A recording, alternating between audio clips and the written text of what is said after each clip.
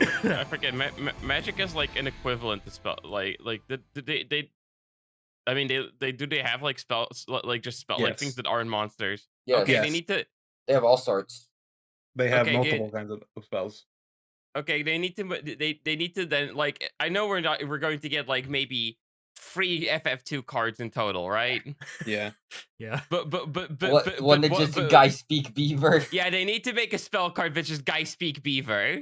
And like there's like there's like just like there's like cards that are like just like events. There's cards that are like items or like Fucking guys- battles. and It there's, gets like, weird and complicated. and then there's like guys cards that are speak like locations. Oh, guy speak beaver is a fucking event card, all right. That's a fucking event, and I get. Imagining you slapping down a card, be like, I play Guy Speak Beaver. I mean, that's not how fucking people felt when they put it in the Doctor Who said. It's like, you are not making me fucking say timey-wimey out loud. Fuck. Hello, everyone, and welcome to the DigiVerse DiveCast, the only Digimon podcast that added a 5th member at this point because fuck it, and definitely did not fuck up the intro the first time, and this is not the second time we're doing it. We're starting off on a great foot. Yeah. Hi. The only podcast that does one take. One take, baby. No retakes. Yeah. Mm-hmm. So, Hello, it's Bridget. Yeah, Bridget's it's here. me. Hi. She's officially Hey. joined the podcast because you all probably thought she had anyway. She's been on the past 5 videos on the channel, I'm pretty sure. Probably. I think so, yeah. Yeah, just about. Yeah, it's official now. Because, you know, at this point. Like practically, this really doesn't change things No. from how it's been for the past, like, I want to say month or so, No, but, pretty you know. much. But hey, now I bothered setting up your Fugi now is the big change. Wow, my head is fucking huge. Look at my big ass fucking head. Look, this was not a Fugi drawn for the podcast. It's fine. All We'll this shit, all this shit's getting changed in like 2 months anyway. We're doing a whole brand refresh. Awesome. Except the logo. The logo's staying because Leon did a really good job on that. Yeah. Once we get those 02 designs. Yeah. I don't know if we're changing the whole design, so let's not get crazy now. Yeah, so all right, let's start talking about our many weeks because we delayed a week because both Leon and I were horribly ill last Saturday when we were planning on recording, as you can hear in the box opening video of Momo's. Check that out. Check the box opener, by the way. It's pretty sick. Yeah, it's insane. Like actually insane. Yeah, I know, genuinely. I wasn't there for it, but it was still insane. I was in bed the entire time we recorded that. It was funny as shit. God. I literally got called awake for that, like, on my phone, fucking in bed, and I'm like, well, I'm not moving.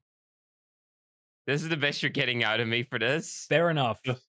Just like the time we woke you up for the ban list. God, Ban list! We didn't even fucking wake her up. She just like happened to be awake. I instinctively woke up right around the time you guys started recording that. That was a pure, like, instinctual, like, moment on my part. It was great because you got to experience that. Activated. The decisions made. Yeah. The I have decisions opinions on those now, but the decisions that we all praised highly at the time, but in retrospect, didn't fucking do anything. not enough. Not enough. Not They were enough. fine. For the okay, the purple changes did not do shit. Yeah, they didn't do anything. But Yeah. the Well, rest, they did do shit just against every purple deck that wasn't the one they were trying to hit. Yeah. Yeah. Yeah. Thank you for killing Belphamon more than it already was. Yeah. Anyway, sponsor us, Bandai. I only We'll say talk nice shit things about less. Bandai. We'll talk shit Ignore less. ignore my tweet with like 2,000 retweets right now Shit. regarding the Ninja Storm situation.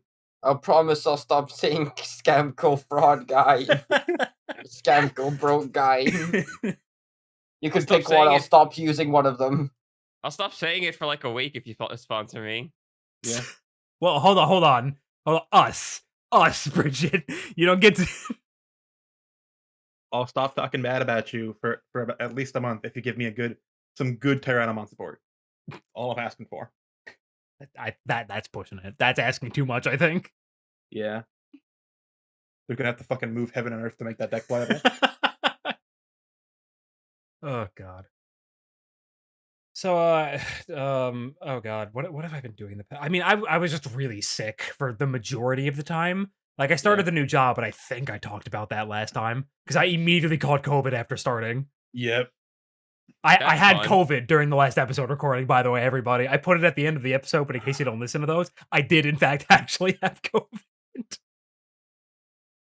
And then it went away after like a couple days, so I got to see the movie, and then I went back to work, and then after one day of work, I caught something else where my throat was so swollen it was causing me to not be able to talk right, which is why we delayed the episode again.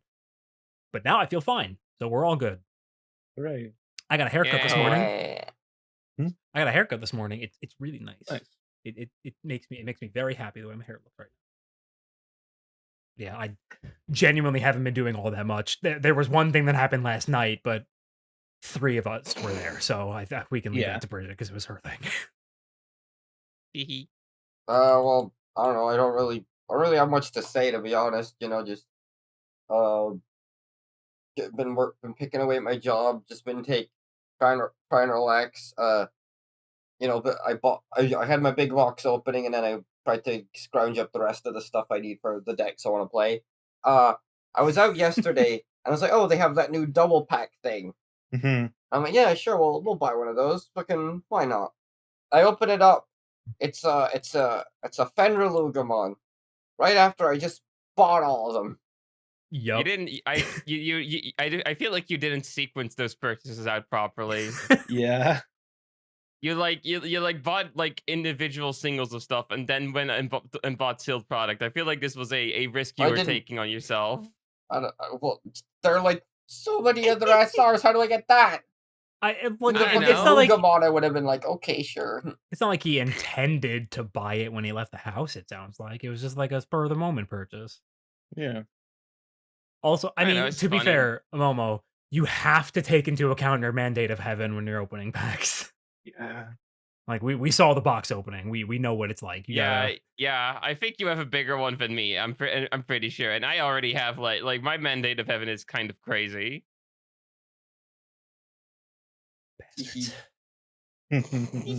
Everyone but me. Yep. I say having pulled fucking alt art Satsuki out of the box I picked up the other day. The most expensive non-Western card in the deck or the box. I got like an alt art Commandramon off of the single pack I got of participating in BT14. That was funny. Which is awesome. really funny.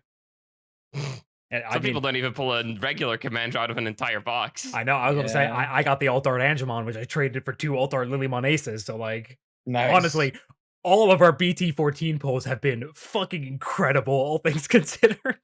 I had like an alt art like an alt art Gomamon in my like 6 pre-release packs, I think. Jesus. I mean, like it's going to Leon, but like I was like, oh, huh, that's funny. I don't use this because I think Source Strip is the devil, but like, you know.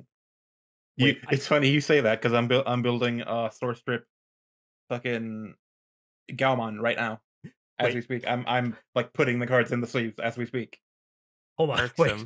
Okay, I already forgot if we talked about it. Leon is not here this week because he is still sick. I want to mention that at the beginning of the episode instead of not at all. Like we have done the past 2 times someone was absent. I was about to say, do we mention the part where Leon is not here or like... That's cool. Like, okay. At this point, we could have been making it a trend where in the description of the video, I'm just like, we forgot to mention why they're not here. Oops. But because like first it was Angel where we just, or no, first it was Leon where we just completely forgot to mention until the very end that he wasn't here because he was sick. And then last time it was Angel who we just completely forgot to mention like at all. Because like we were so fucking like trying to go. Oops. Yeah, we started recording that. You started recording that like an hour late. Anyways. Yeah, that one wound up running a little late. Yeah. Yeah, but okay. There you go. We did it this time. Congrats. Trying to get better about it. Right. Anything else, Momo, or? No, that's it. Not very exciting. Got anything, Angel? Angel, yeah. Not really. I went to locals yesterday. and I could have gone undefeated, but I did not pack enough Crimson Blazers for the D Brigade matchup. Ah, Yeah, I recently bought 2 extra copies. You know, Yeah, 2 very important matchups for Royal Knight that that card is vital in. So including the mirror.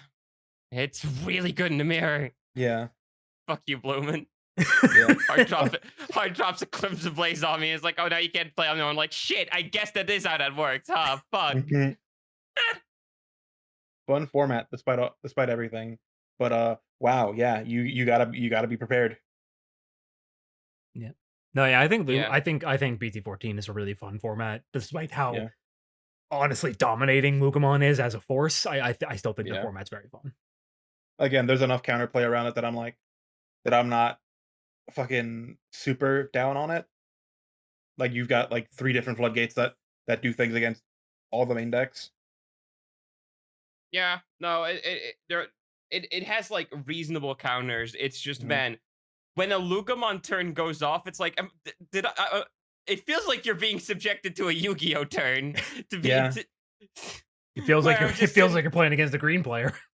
Yep. where I'm just sitting there like, all right, I'm gonna go like make a ham sandwich or something. You just continue playing the game, I guess. I don't know, dude. Run more Blastage Balls. Lugumon players be like, I will now use close combat on this Blissey. I do this. Yeah, multiple. Leon plays Lugumon. Momo plays Momo Lugumon. plays. I think Angel's also building Lugumon. Like Yeah. the I just majority think of us play USRs. it. I don't. Yeah. Because I don't play it. You I'm don't play what do you play besides Bloomlord? Rosemon. Also, I was building Gamamon, but then the universe decided to fuck me. So Mhm. Aren't you building that again now that Leon's giving you those cards? Or... yeah, now that the cards have dropped a little bit in price, and Leon is handing me like a shit ton of stuff for it. Yeah. Also, yeah, my cards actually showed up to Leon. They just took an eternity to get there. They showed up today. Okay, Nice. neat. So yeah, they I were s- not. They did not lose $70 worth of cards in the mail. Thank Christ. I'm hoping that I don't think Leon's told me that they got theirs yet, but I sure hope they get it. Oh I wait, still need to send my Leon, cards out to Leon got their Leon. stuff finally. Yeah, Leon got his stuff from me. All right, Bridget. You know, Oh, hi, I'm Bridget. I'm new here. Kind of. Not really. Not really. actually, but you know.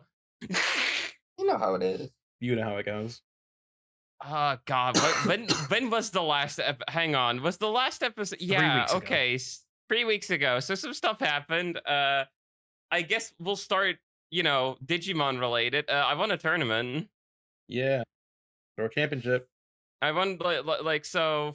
This was like the last week I was over at Momo's place. There was like a store championship happening. It was like the last real like local / tournament held there for BT13 format. And I came in with my my trusty old Royal Knight deck. I've been basically grinding this thing out the entire format. And I was just like, you know, I might do okay there. I know the deck pretty well, but there's some pretty like strong players, and I'd imagine that you know, I would like everyone here would be bringing their best decks. Um, and then by the end of the night, I went completely undefeated. Nice. That was weird because you know, I play generally pretty low to the ground. Like, not I don't play meta a whole lot in card games, right? So I don't exactly have like a huge record of like tournament wins or even locals wins, really. So when the fucking the guy running this thing came up to me, he's like, "Oh yeah, no, I think you won." I'm like, "Excuse me, Hmm. I have won now? I can't. That can't be right. Someone must have done better than me." And he was like, "No, you literally like you went undefeated. You went against the two. You beat everybody. No, I literally up against like the best 2 players of that store who were running like Shine Gray and like Hunters. Just beat both of them." And I'm like, "Oh, okay." Nice. Because like I knew who the best play. Like I went up against like what everyone kind of agrees was the best player at that store in like round 2, who I knew was playing Shine Gray because he was playing Momo round 1 and beat his ass with Shine Gray. And I'm like, well, you know, GG's, it's over. Fucking nice round 1, but we got to pack it up here, fellas. And then I won. I'm like, oh, okay, sure. yeah, we might be able to do this. Picked up round 3 against Chessmon like really easily because Chessmon is It's Chessmon. it's a deck that does a whole lot of plays but doesn't result in really anything is the problem. Yeah. And then I went up Yeah. against the second best player at that store who was playing Hunters, and that player at a locals previously had completely stomped me into the fucking dirt in this exact matchup. So that's when I was also like, so close, but nah, we ain't doing this one. We gotta pack it up here for real, fellas. It's over. And then I won again. 2 out of them Goddamn. even. They didn't stand a fucking chance. And it's like, shit. Okay, cool. So that happened. That was a cool way to end off that format where my deck is dominant, and now it'll be a little less dominant, but we'll make it work. I We always guess it do. is like also. I guess it's like one thing, like because I'm planning to play because I'm building Lugimon and Jellymon, Mm-hmm. and like if I don't like Lugimon, like if I feel if Lugimon doesn't feel like the way to go, then I'm like, okay, we'll just go back to Hunters. Yeah, Hunters is still good. Like it still beats most decks in this game. Like Sure. I mean, does. that. I mean, it's just. I mean, I don't really care about that. It's just that's my boy. it's Gumdramon. Yeah, we Yeah. talked about him fucking 5 weeks ago or something. In that segment, you always do consistently every Yes, single week. every single week. And then honestly past that, kind of depressing because I had to go back home. There was like a health scare. I'm not gonna go in depth about that, but like Yeah. mental state not 100% been like on top the past 2 weeks. I played Final Fantasy 2. Guy spoke Beaver. We all had a good time with that. Fuck, dude, he sure did.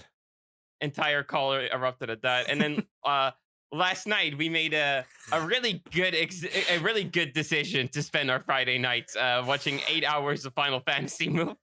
Yep. God. This may shock you, but most Final Fantasy movies are Are fucking pretty- terrible. Are pretty fucking bad. Like it's not even just kind of bad. They're like really bad. The power gap between Advent Children and the next best thing is so unbelievably vast.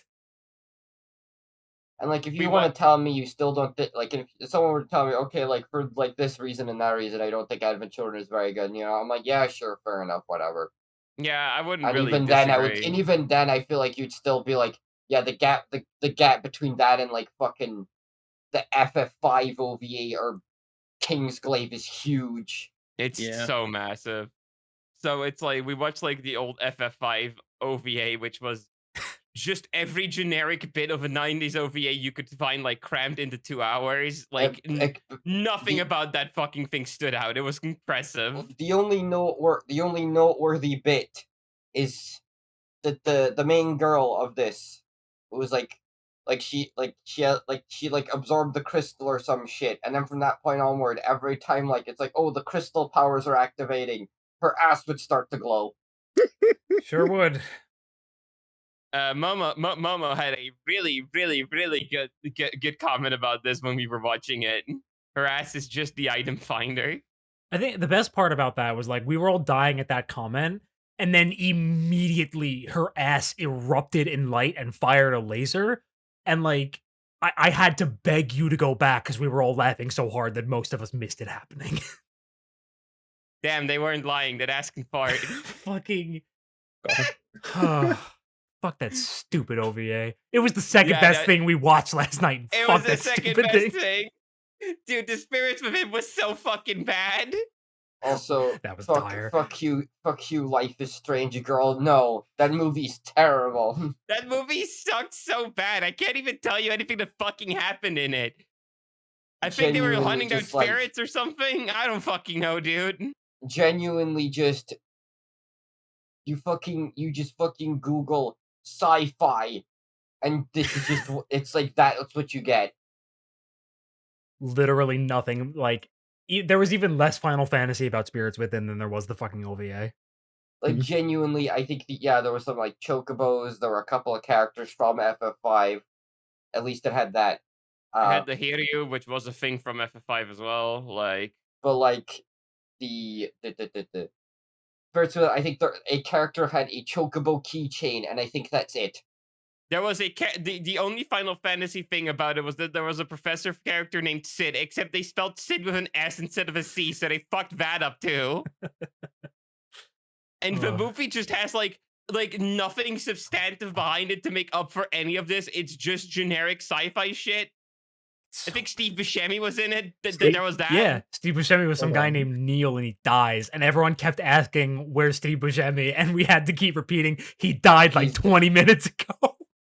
And people kept thinking the But other the love white guy who interest- looked exactly like Neil was Steve Buscemi's character, and we had to keep going. No, it's not Steve Buscemi. It's Alec No, Baldwin. it's Alec Baldwin. Oh yeah, this movie also has like a pointless like celebrity cast.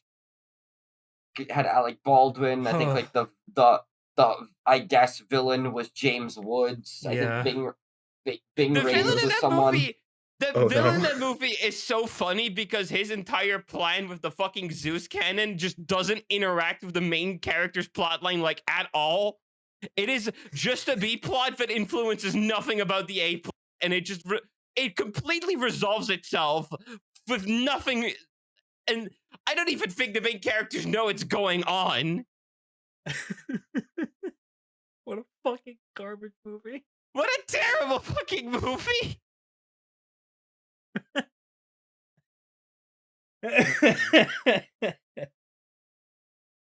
I mean, then we watched Dead and Children. That just went well. That was just It's the grand old little time.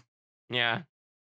And then we watched Kingsglaive, which is really funny because people were on like some severe hopium because we have things to talk about this one, even though it was just me and Chris just babbling off like FF15 information for 30 I was minutes doing because it we're brain too. damaged. You were doing it too. You're culpable to our brain damage. And then people started and then we started getting further into the movie and people lost all hope. I think the best part was when, like, by the time you guys had run out of things to talk about, someone asked how much time was left, and there was still like almost an hour, and we all just started melting. Awful. I glazed over like for at least the middle and half of that movie.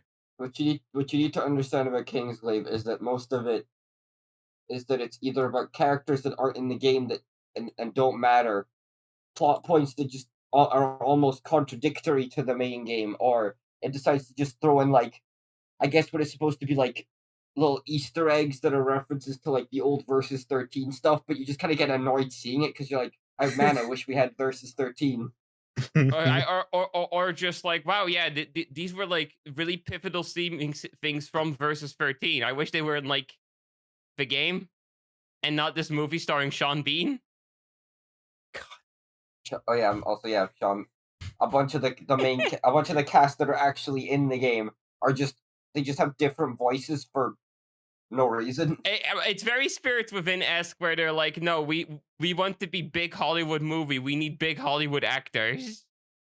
It's the same type of like misguided shit.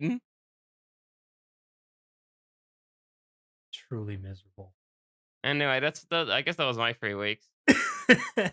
Again, there's a lot of stuff I'm glazing over because it's like I don't need to trauma dump here. We can not have to do that. It's fine. Yeah.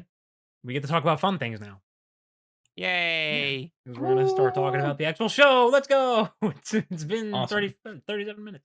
All right.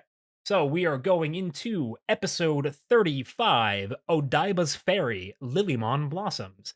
My first note, Lillymon episode, and then 3 lines of all caps, yeah! So, They you know. took their fucking time. I couldn't help but notice that a lot of the images in rotation right now are in fact Lillymon images. Don't you worry about that. Yeah, okay, I won't. I'm the only one. I took so many screenshots. I didn't actually need to crowdsource screenshots this time. So. I did take screenshots. I just forgot to send them. It's fine. Like there's like over 30, so we're fine. All right. The episode actually starts off with that classical track that, for some reason, none of us have looked up the name to yet, even though I keep meaning to do that. I didn't know I was supposed to do that.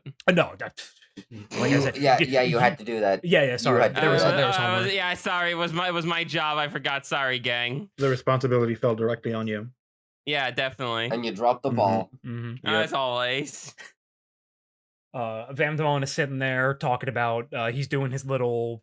He's like because like the classical music is playing and Vamdemon is kind of like doing like an orchestra conductor motions, and he's like creating this fog barrier around the entirety of Odaiba. And he says so the subtitles didn't say this, but he says that he'll turn this place into hell. I was like, bro, all right. It's just some fog, dude. Wanna have a bit of fun, you know? Yeah. So yeah, he's just doing that while the song plays. It's neat, just doing like little conductor motions, getting all that. And then we cut to a park inside Odaiba with Lily, Jesus Christ, Mimi and Patam. Or oh my god, my mind is all over the place right now.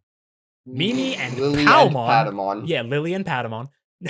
Mimi and Palmon, because Palmon is eating the soil, absorbing nutrients from the soil. Yeah, Something absorbing like that. nutrients. Because I mean, she's that's a plant. That's what plants do, yeah. It's just like this is the only time we've seen her do it, so it's Yeah. really weird and funny. And her comment is, "This soil is icky." It's icky. It's like your soil at home is nasty. Fucking bad city soil. And Got- then so Mimi's like, all right, fine, you little baby, and pour some water. yeah, takes a water bottle out and is just like, "Here you go." And Mimi's like, yay. It's really yeah. The scene is fucking. Palma makes some really good faces. Yes, Yeah. as she struggles to absorb the nutrients. It's like the first screenshot. I think I got skipped over but it's fine. It'll show back up when we do the other thing. The scene is adorable. I love the scene so much. Go figure. It's a Palmon Mimi scene. I think it's like one of the best ones. I feel like there might be a bias in this podcast towards things with Palmon and Mimi in it. I don't know what you're talking about. Ridiculous. Don't ever fucking say that again. Yeah, okay. You're not cool, Squidward. Hey, Lon, remind me, how many altered Palmons and Mimis are you on? I only have 2 of each for now. For now. For now. Keywords for now. They will be I'm max raritying my fucking Rosemont deck at this point. Yeah, okay, no bias here. Got it. Understood. And fucking Mimi's dad shows up. There's a dad jump scare where he's just like walking around and he's like, "Hey, Mimi," and she's like, "Shit," and she like fucking shoves Palmon underneath the coat she has. I was like, hey, Mimi, what you got there? None of your business. Don't stop This asking me movie. about my life, Dad. What's in the blanket? She's just like, nothing. Don't worry about it. It's cold. Literally that one fucking iCarly meme. What you got there? Yeah. Smoothie. So they get home, and I think this one also got skipped over, but their house has one of those little like the Tachikawa residence, but it's like it's all 3 of them, or her mom, dad, and her, and it has the Tachikawa underneath, and it's all these little chibi versions of them, and then they get inside, and her mom has like made this thing. It's fried rice with whipped cream and strawberries on it. It's incredible. Mimi's dad eats it and it's like, "Oh, this is delicious. You're such a good cook." And this is when we find out that these 2 are like in permanent honeymoon mode. They are. You understand why Mimi's the way she is now. Yes, they are so into each other. Like these 3 are literally like the perfect little idyllic family. They all love They're each fucking other insane. so fucking much. They're all fucking insane. Yeah, it's great. It's Yeah. amazing. But yeah, so Mimi just kind of scoots Palmon into the room, and they start talking, and she takes off all the stuff, and is just like, "Sorry, I had to hide you from my dad. I didn't want him to think I have horrible taste," which is such a fucked up thing to say. And then Genuinely. Palma's just like, huh? And Mimi's just Palmon's like, so "Oh, sorry. she's like, I didn't mean that." And Palmon's like, "Really?" And she just goes, there's like a pause, and she goes, "Tee-hee." Mm-hmm. What the fuck? It's so funny. Palmon doesn't deserve it. Come on. This is like one of those rare instances where Mimi just says something really fucked up for no reason. It's like so out of left pocket. So we cut back to Vamdemon like fucking shit up. All electronics are starting to break. just the fog barrier is causing basically everything within the fog barrier to just stop functioning properly. So TV signals go out, phone signals are down. I think the radio still might be working because I think other people like watch or are listening to stuff, but Yeah. No, my PlayStation. I just made it to the Northern Crater. fuck. Could have just paused it. I think if I paused it and then the electronic like short circuit, and I still lost my fucking progress, and maybe my PlayStation's dead. It's fine. Don't worry about it. So we're in Hikari and Taichi's bedroom because like we're just kind of cutting around to like all the kids at this point, just like what they're doing on this night where everything starts going down. And Hikari's like staring out the window, and she's really, really worried about Tailmon, and it's really, really good. I just this arc is really fucking good, by the way. I don't think we've like no, it's been fantastic. From, like, Yeah. start to Yeah, I know this is the highlight of the entire show, and it's like a common sentiment. It's like no, Yeah. this is like where the Mhm. show peaks. It's Yep. it's like crazy because there's so many good character moments. Just the animation is like top quality during this it's like it's crazy no, how like- good this arc is. like the moment they hit Tokyo, the animation quality and fuck, even the art style looks different. Mhm. It's really great. It's like really weird, but it looks amazing. So Mhm. And so now we start like following Yamato's dad. And I had Mhm. forgotten just how involved Yamato's dad is. yeah, He's like a major character in the entirety of the next 5 episodes. He does a lot of stuff because he's a reporter, so he works for like the local. He works for I think specifically Fuji TV. Or no, I think he just works for a local reporting station. They go to Fuji TV later. But like one of his coworkers is talking about how like all the stuff is down, so they're gonna try and figure out what's going on. So they gather everyone up into a van and like head out down to like the riverbank just to kind of sort their stuff out. And while they're there, they're attacked by a horde of fucking Gizamon. It's like this. There's like a lot of stuff that's like unintentionally funny to me in this because it's like just these like little frog creatures waddling towards them, and you just hear like slap noises. And it cuts Yes. like this like far away shot. Oh right, first the dark tyran or the black tyrannomon like walks by, and they're all just like, "What the fuck is going on?" Like you all see that, right? And then they all get out of the Like, car. don't leave the car. Yeah. Don't leave the car. Mhm. And then the Gizamon attack.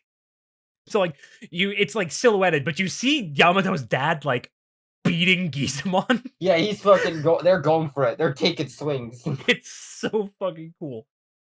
And then we cut to Takaru and his mom, and they're watching a news report because they are outside Odaiba because they're the ones that moved out. And Takaru immediately stands up and he's like, "I've got to go to Odaiba. I've got to go help Yamato and Dad," which is amazing, by the way. This Yeah. kid's just like, I gotta go. Like, Mom, you don't I got a understand. I've job gotta to go. do. Oh yeah, no, all the stuff with their parents is super good in this arc. so- Specifically, we haven't actually was the Koshiro episode last week. Yes. Yes. Yes, I was gonna say the Koshiro stuff in this arc is really really really good. Oh, Yes, there's some it is. Koshiro stuff in these episodes as well. Yeah. Yeah, Takaru's like, Mom, you don't understand. Like, Dad and Yamato are in there. Like, I have to go help them. And so she's just like, okay, like, I guess we're going. So they head out. And then it cuts to Yamato sleeping in his bed. And his dad walks in and is like, hey, get up. He's- and his He's dad like covered beat in to like shit. bruises and His stare. dad's, I think like, he's still beat to smoking a cigarette though, isn't he? Yeah. He's like, Yeah. I think he's like chowing down a bowl of food or something. Oh yeah, no, because too. like earlier in the episode, you see like I think it was earlier in the episode, you see Yamato is like by himself, and he's like, "God's sake, Dad, why are you home late again?" Mhm. Because there's just a note on the fridge. It's like, here, just eat this." Mhm. Yeah, and his dad wakes him up while he's eating what Yamato made him, and he's beat the shit, which means that he fucking handled it. He probably killed all those Gizamon. He's so cool. I do like I do actually. I also just maybe this is a weird thing to compliment, but like I do appreciate like the character design for like Yamato and Takuru's parents. You can really see like Yeah. Yes. They're not like you can Both see of- the resemblance. Mhm. They're You not can Just see like the, oh, like like, you're a little big them, version of but Yamato you or can see it. Takaru. You can just like Yeah. you can Yeah. kind of intuit like which like physical traits the kids took from like their Yeah. parents, and it's like Yeah. nice. It's crazy. Like Yamato specifically had More of his kind of dad. took a lot from both of them, but he definitely resembles his dad more. While Like Takuru, Takuru like has a is very more like similar his face mom. to his mom. Yeah, but like they both still look like a mix of the two of them. Yeah. Instead of Yeah. just looking like tiny versions of one or the other. Yeah, it's really good. And like Yeah. you can see it with Taichi's parents too, I think. Yeah. Yeah. Oh yeah, absolutely. Yeah. So this is the one part about this entire arc that I really, really dislike, and it's everything with Sora's mom. Yep. A little bit. Especially It feels like they completely because like I don't mind it in like by itself, but it feels like they completely forgot the last time they brought up her mom. It was like Yeah. her just being like, "No, you can't do what you want." yeah. Yeah. And It's like a framing issue. this entire thing, like the entire stuff with Sora's mom, feels especially bad with the context of Kizuna. That makes all this shit really bad. I don't have the context of Kizuna, so I'm looking at it and it's like, well, it's weird that they kind of dropped the whole plot line from a while back, but it's like not bad. It's not like you. I look at it and I get the intention, and I would argue that using a movie that was made like 20 years later as No, like yeah, I get that. reason for why it's bad is maybe not the fairest thing in the world. Mhm. But I just like, and this is unfortunately just a continuous thing with her. I feel like just between like how well handled all this stuff is for everyone else, Sora just constantly draws the fucking short end of the stick. Yeah. Like Kizuna, like the context of Kizuna makes it like really bad, like way worse in retrospect. But even while I was watching, like I didn't think about this until later. But like while I was watching, I was just like, man, God, fuck her. I hate her stupid mom. She doesn't get to like confront that bit about it. It's just kind of like, oh well, she was doing it to protect me the whole time, and it's like she told her fucking 10-year-old child her dreams were worthless. Like, Yeah, and that she should stop following her dreams so she can take over the family business. Like, yeah, and it's like no traditionalism. And I'm like, we're just gonna roll with that. All right, yep. seems weird, but okay. Yeah, because like Sora, it's like it's now the morning after, and Sora's like getting ready to go to practice because like Piemon's like, why are you going? And she's like, well, Taichi's gonna be there, and we should probably like talk about what's happening. So as she's heading out, her mom is like, are you still going to practice? And it's like, man, fuck you, shut up. It's like, yeah, what are you gonna do about it? And then we cut to Taichi, who's like, this is no time to be going to practice. Taichi's so fucking funny. Fucking love him. I got a job to do. We got shit to do, Hikari. I like Taichi a lot in this because at some point he just fucking sneaks up on one of the fucking ghost dudes and just beats the shit out of him. Yeah, that's Like that's Agumon is later leaving there, he just pulls up on him and beats the fuck out of him. I think at this point is when like all hell starts breaking loose. Like we Yeah. kept Yeah, like like, quick it's shots like- of like the ring cameras and all like the weird masked dudes standing outside apartments. Yeah. Yeah, like the everyone's trapped in the fog, so it's like, oh fucking just let loose all the fucking Digimon. Yeah. Is this when Vendemon starts rounding up the kids and parents? Yeah, he sends out all the Pokemon. Yeah, that's to why start that's rounding why he up. lets loose all the Digimon. Yeah. Because he's just like, fucking, I'm just gonna find every fucking kid in the Yeah. area. Then When they I'll ask find the 8th child. I like when they go, "Hey, why don't you just kill all the kids?" He's like, "That doesn't fit my aesthetic." Yeah. That's not cool. It's like not I cool. need to make this stupid cat suffer. My exact note is, why don't we just fucking kill them? The vibes, you stupid slut. So yeah, like the Pokemon bust into Taichi's apartment, and Agumon opens the door and just immediately fires a big flame, just instantly, no hesitation. It's really fucking funny. Like Agumon is just not hesitating with that shit. No. He almost killed Hikari a few episodes ago with it too. It's like, Agumon, settle down. Yeah. And like in the mess, fucking I think a Pokemon fucking grabs Taichi's parents and runs off with them. Yep. Yeah. So And So Agumon's like, oh shit, I gotta go Greymon. And then Taichi's mom is like, oh my fucking god, Taichi, that's a dinosaur, get off that thing. And he's like, no, we're fine, don't worry about It's it. chill, trust me. There's like a running bit for a lot of these episodes where like the parents see their kids on these Digimon, are like, oh my god, that thing has my child, and they're just like, and the kid is just like happy and smiling, like, don't worry, he's my friend. I think the only one who doesn't is, I think, Yamato's dad, who's just like, Gabumon, huh? Oh yeah, he's like, Fuck oh, it, whatever. Sure. yeah, sure, man. I One can't imagine. one of my favorite bits is. Oh, go ahead. I'm sorry. It just made me think. I can't imagine a worse way to die than by being kidnapped by ghosts. It seems so fucking scary. Except for maybe a dinosaur. God damn it. But yeah, one of my favorite bits is Toshiro and his parents are doing their whole exposition thing in his room, and then Tentomon pipes up after like 5 minutes of them being there, and they You just can "What the fuck is talk!" That's later in the episode, I believe. Yeah. Oh yeah, speaking of fucking Takahiro Sakurai is fucking putting in the work in these episodes. I swear I caught him as like 5 different like minor Digimon and background characters. Jesus Christ. He's like just random like dudes like office workers and shit. But like all him. I mean, the dub is the same way. Like there are multiple times where like that's the same person as this, is the same person as that. And when you got this many people that you need to talk, sometimes it's just like go do it. I mean, even in Japan, you're not gonna hire like a bunch of different fucking seiyuu to play all these guys. Yeah, Like you got enough people there. No, You can just make it work. obviously that, but it was very noticeable. Just like how many times it was just like someone's like 9 times out of 10, if a background character spoke and it was a male, it was Takahiro Sakurai. So funny. Oh right, so like as Greymon is like trying to kill the Bakemon to like rescue the parents and everything, Phantomon shows up and cuts him open and he bleeds. There's like a fountain of blood shooting out of him, which was interesting. Yeah.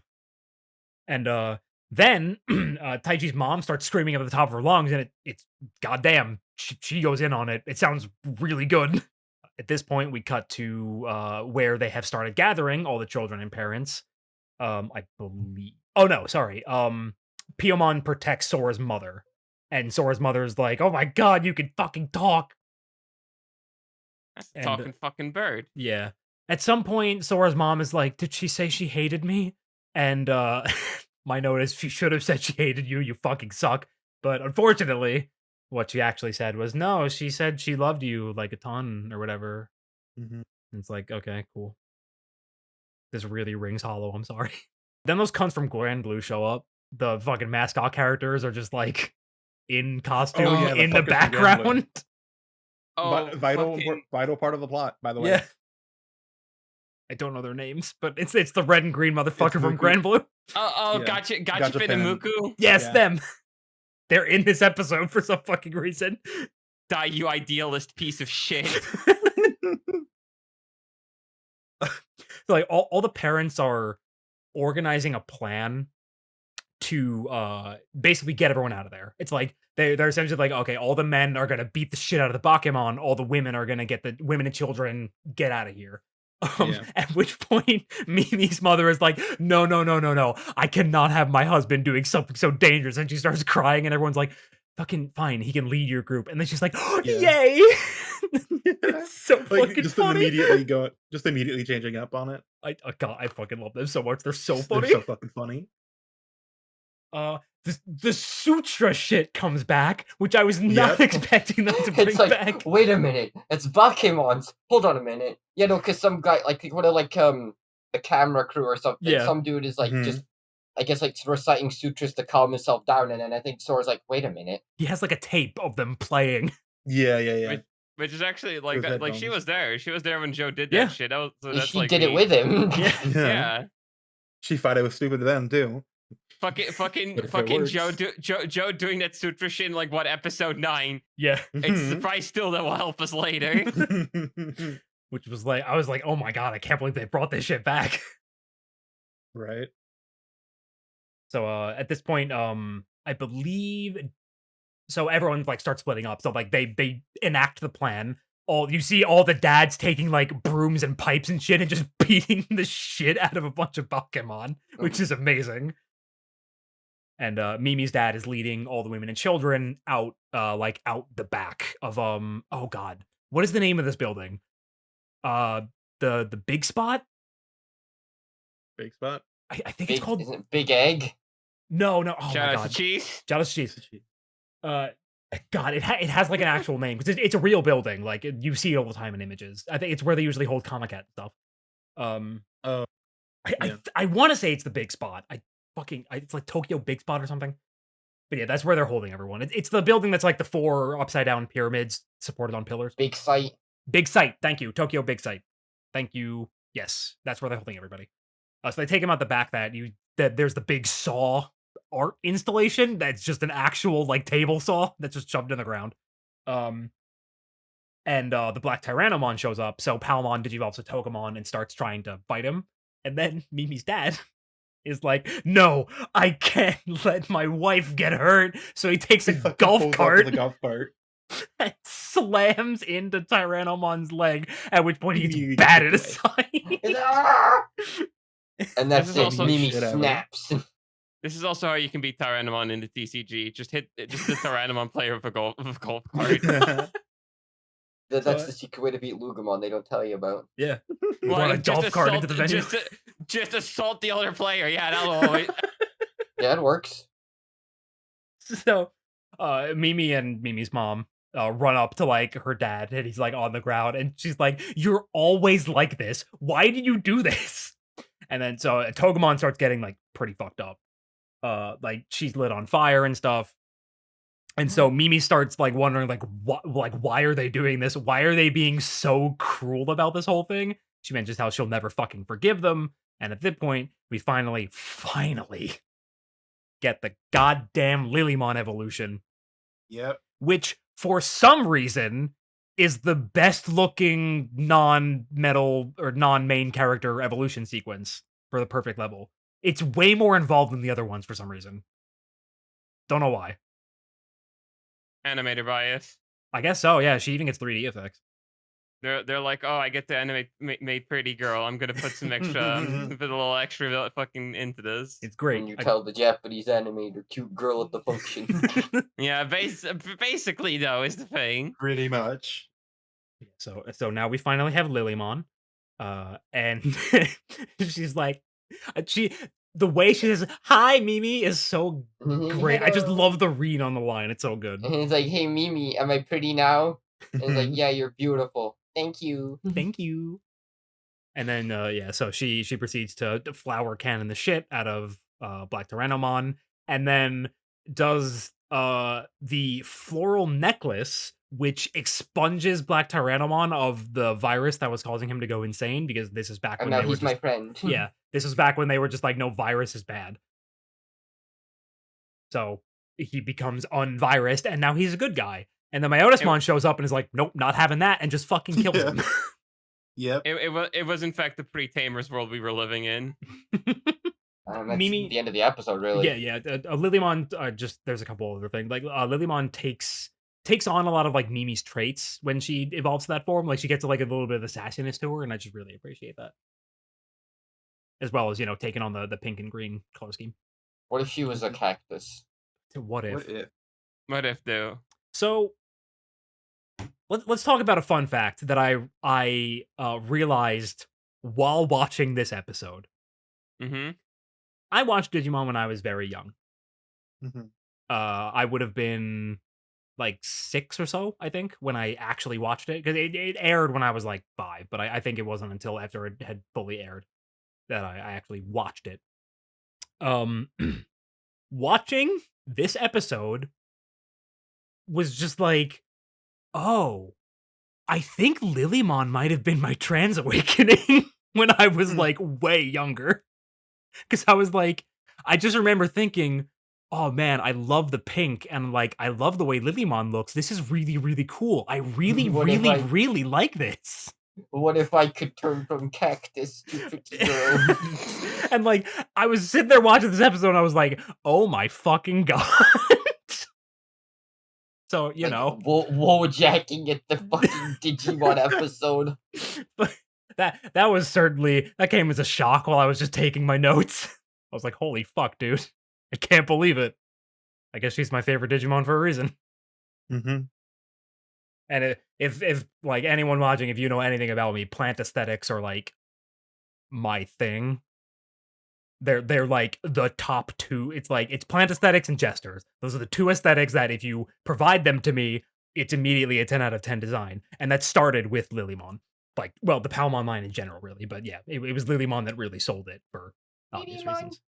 Yeah. It's like the way think she Bo- says her name.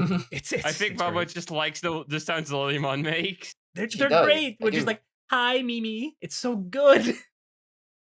Hello. Anyway, You had fun now. Now Yeah. you get to not have fun. The Dub Zone, episode 35. Flower Power. Yay. Yeah. Ty does the recap. Nothing. My third note, this is going to be bad. I just know it. Fourth note, there are 3 writers on this episode, by the way. God.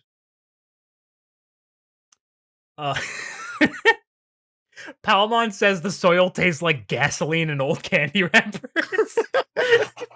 That's kind of good. It's really good.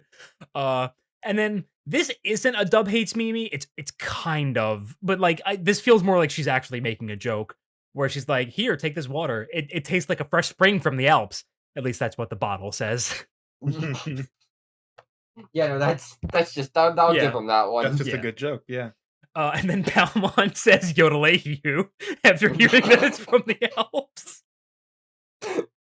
Like, you shouldn't know what that is. Fucking stupid. During the scene where Gomamon and Joe are talking on the stairs, Joe mentions that he got a C, and Gomamon says, "A C? Forget about my Otismon. This is the real disaster." The Dub Hates Mimi. When she's at home, she peeks her head out of the door and she goes, "I'm dyeing my clothes pink again." Sure. Sure, whatever. Anyway, I forget if it's Sora or Mimi. One of them says truth and justice and all that good stuff is on our side.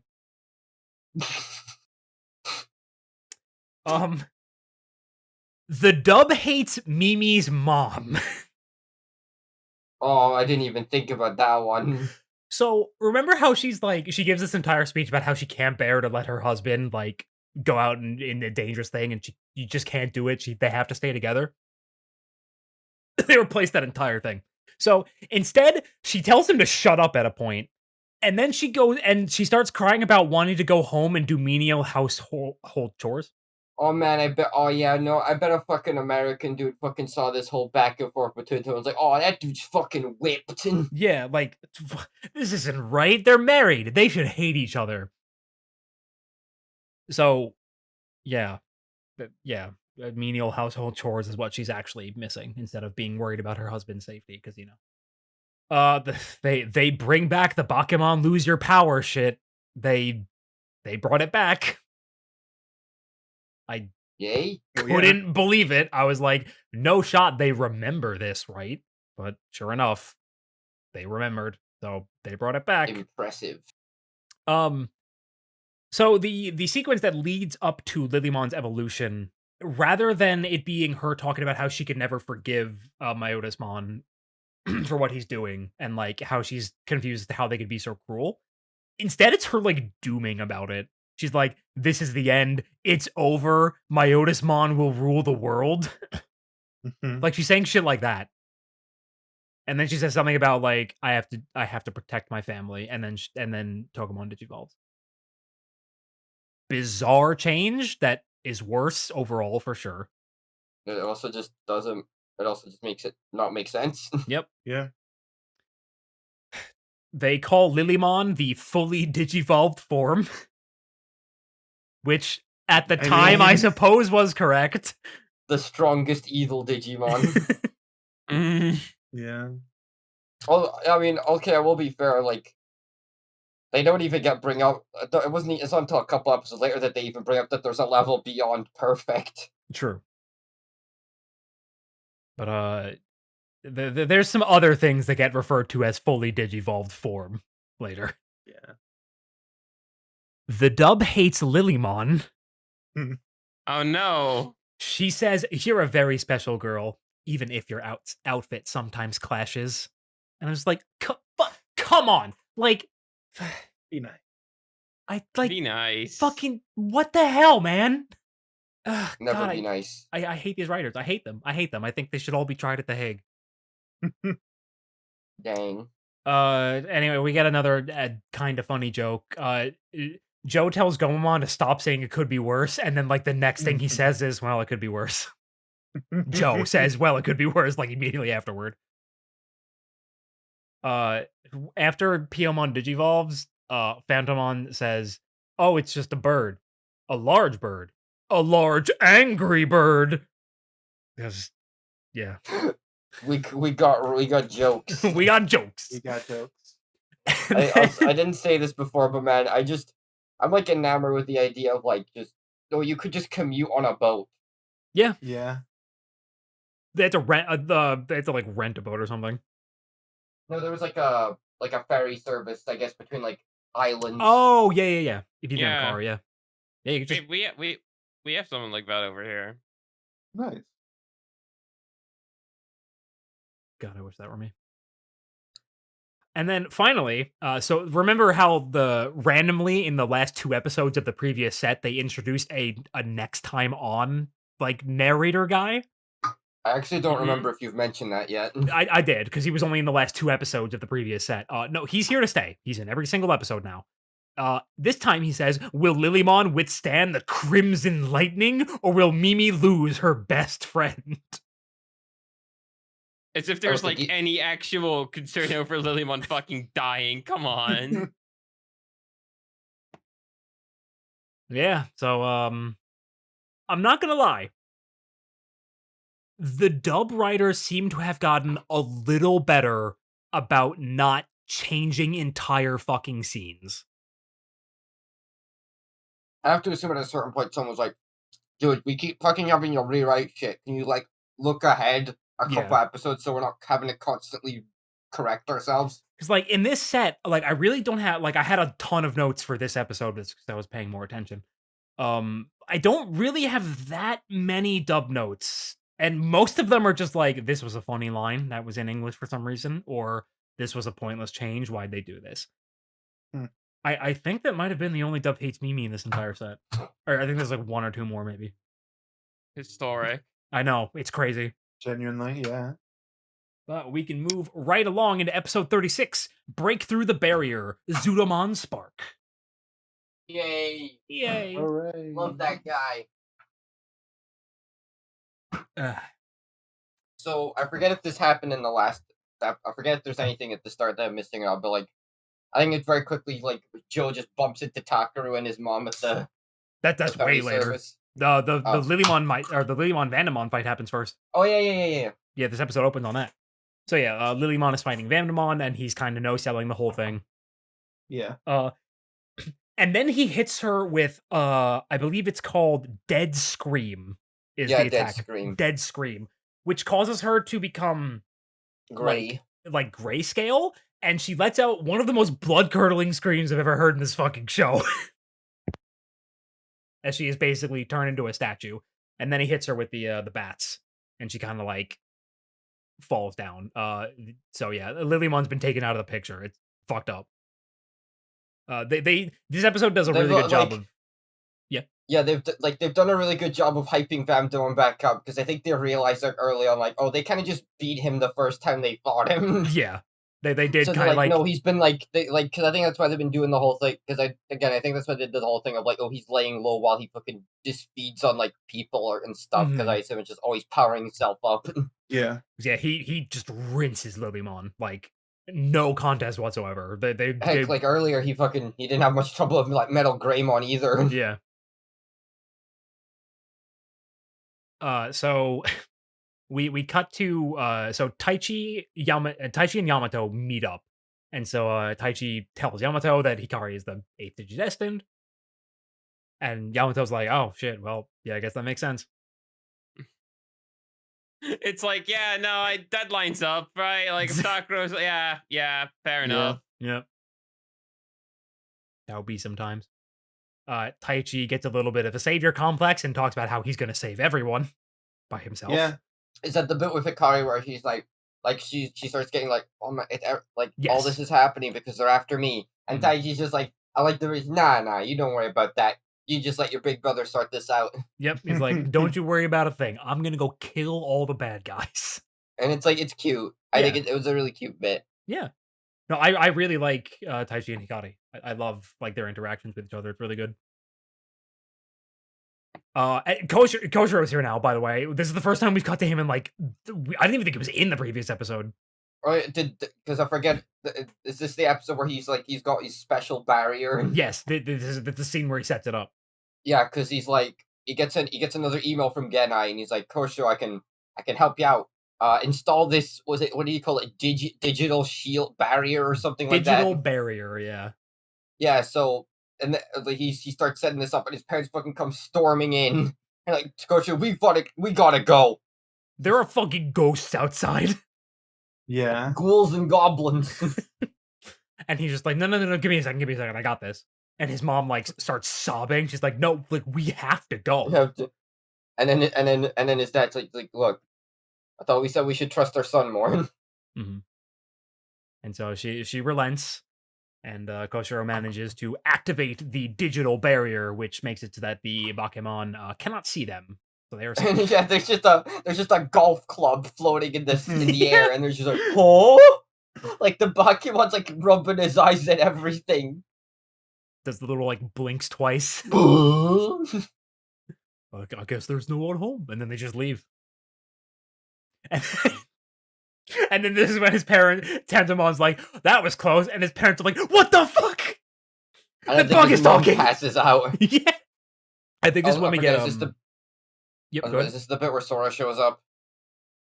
I think so. Because like Sora, I think you might have. I forget if you missed this part. Because like Sora shows up, she speaks to her mom for a bit, but then she's like, everyone's just like fucking. Like me, she's like, get fucking Sora, get fucking Lillymon out of here. Yeah, sorry, that was the beginning of the episode. I skipped over it on accident. Yeah, Bergermon picks up Lillymon and Sora, and they get the hell out of there. Mimi and her mom stay behind. So I believe at this point, Vandemon is like, oh god, my note here is Vandemon is so fucking vile. It's great. I think this is when he's talking like he's like having Tailmon like say, no, it's not this one. No, it's not this one. Yeah, he's just lining up kids, but it's like, be right back. Was he just like, you better not be fucking lying to me. If you are, I'm just gonna kill all these kids. Yeah, it's really good. He's like, you lie to me, I just kill everyone here. It's good shit. He's very. I believe it starts here, but like a lot of the time it's like a serious moment, but man, Tailmon makes some really fucking funny faces. Yes, she does. I have several screen caps of them throughout the episode.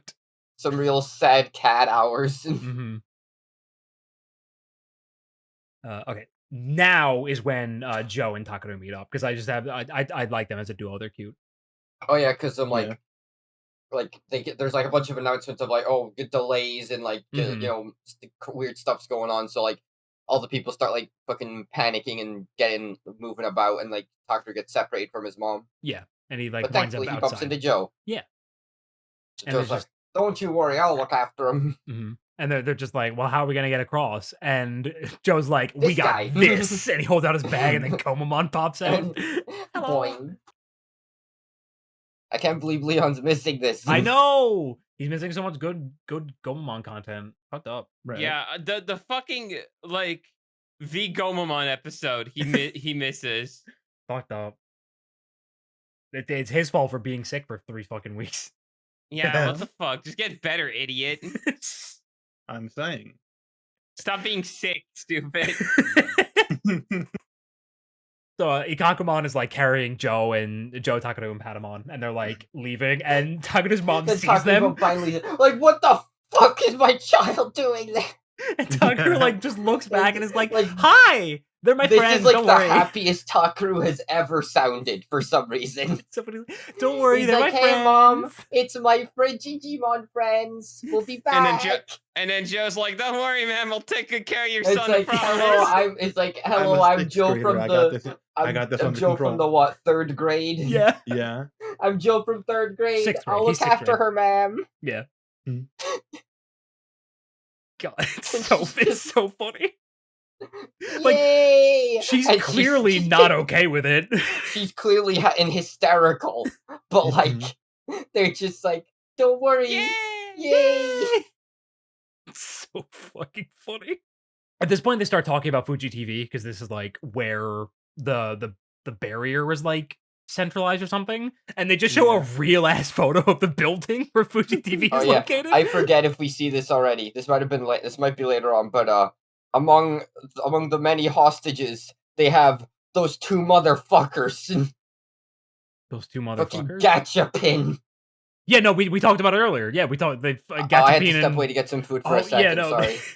I called them. Yeah, I called them the cunts from Granville because I didn't know their names. Fucking Yeah. gachapin and Muku. They're just there for some fucking reason. Oh wait, Bridget. I don't know if you remember this. Mm-hmm. Look, I'll just give you the screenshot. There's gachapin and Muku. Yeah, we talked I'm about just, them, I'm right? just, I'm just, yeah, I know. I'm just showing you them. Just fucking there. It's so stupid. Die, you idealist This piece of piece of shit. shit. Muku's fine. Yeah, Muku's fine. We like Muku around here. It's just Gachapin is the fucking problem. So at this point, I actually all I have written is in all caps. This is so good. I forget what's happening at this point. I think after that it cuts to like I think this is the bit where like before Sora comes back, Yamato has just like a nice little conversation with Ikari. Yes, that's what. No, that's after because Is I it? have a note for that because Taichi jumps the fucking Bakemon first. Oh yeah, he's like, oh wait, hold on, I have a good screenshot there. I don't know if I didn't share my screenshots. I forgot. It's fine. Yeah, no, I can put it up on screen because I have the. Here you the go. recording image. It's just the Bakugo just standing there all of a sudden. Taichi just fucking jumps out and starts And beating his the part ass. that get like Taichi, that's funny on its own, but then Agumon's right behind him with a fucking war cry. It's so funny. Ooh! There it is. Like, there's a Pokemon just hanging out, and Taichi literally jumps from the side of the screen, tackles it to the ground, and starts beating the shit out of it. It's so good. Oh, fucking wonderful. Oh, so at this point, right. So at this point, I think Taichi sees Sora flying around, and he specifically is like, Sora, go get everyone else. I'm like, going to Joe need and- help. He's like, Hikari and Yamato are back there, go get them. Yeah, which is like, oh my god, he's learning. He's asking his friends for help. He's finally getting it. And then character arc. Yeah. Wow. Yeah. all it took was him getting traumatized several times. Multiple times. Yeah. Yeah. Oh yeah, I think is it around this time doesn't WC Kosher was also like moving in, Yeah, he's moving into the Fuji TV Mhm. building. and then he bumps into Yamato's dad. Yamato's he's dad like, like grabs Who are him. you? Who are you, little tech boy? Really good. So this is when it cuts back to Yamato having a conversation with Hikari, and she says something, and Yamato says the worst thing he could possibly say. It's like, she's like, is my brother gonna die? And he's like, no, probably. And she starts crying. And Kabumon's like, dude, You're not good at this. you're terrible at this. You have a younger sibling. Why are you this bad at it? Well, they don't live together. Yeah. See, I really like Yamato and Takaru together or Yamato and Hikari, because they've got the whole fucking struggling to connect with their younger kid. Mhm.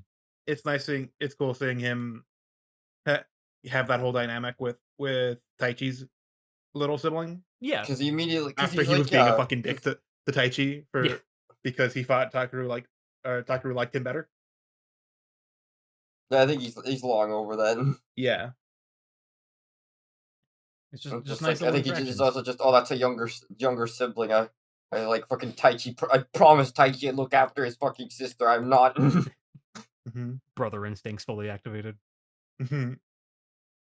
So now we're back to Joe and Takaru, and they're approaching the bridge that leads into Odaiba. And there's a fucking Mega Seadramon, or sorry, Waru Seadramon in the sub. Yeah, Mega Seadramon's later.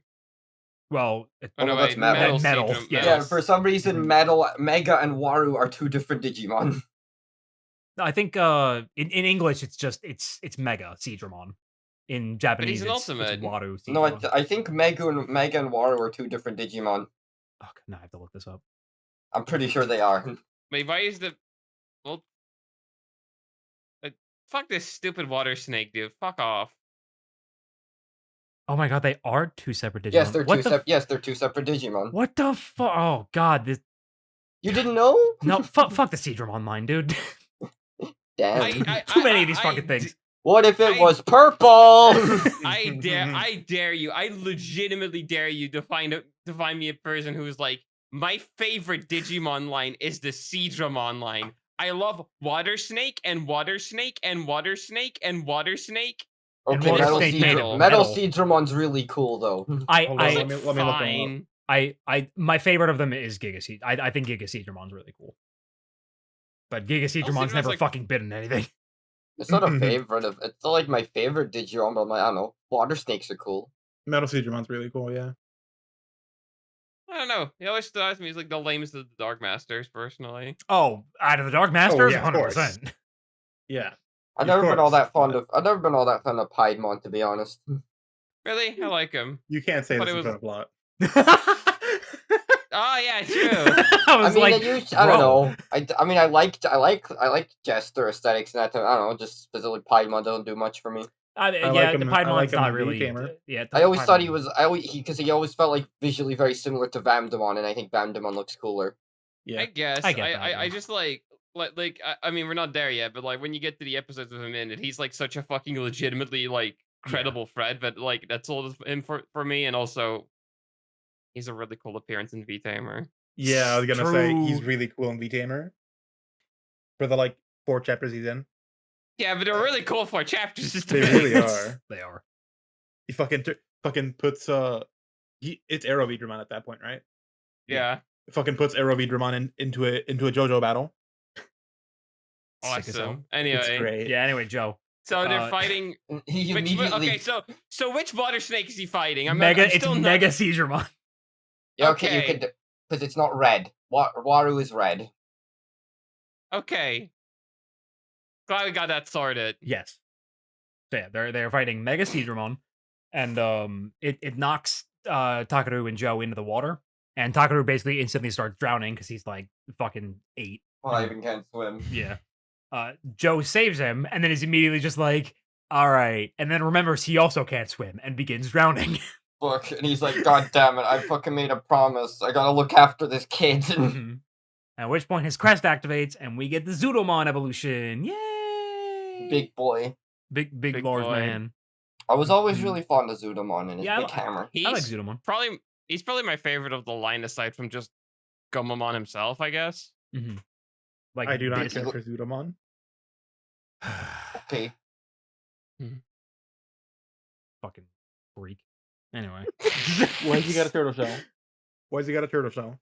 Why don't you have a turtle shell? Why does he have a fucking hammer? Like, Yeah, exactly. You're It's missing. cool. Digimon! It's cool! It's cool. He's like Bowser. You don't think Bowser's cool?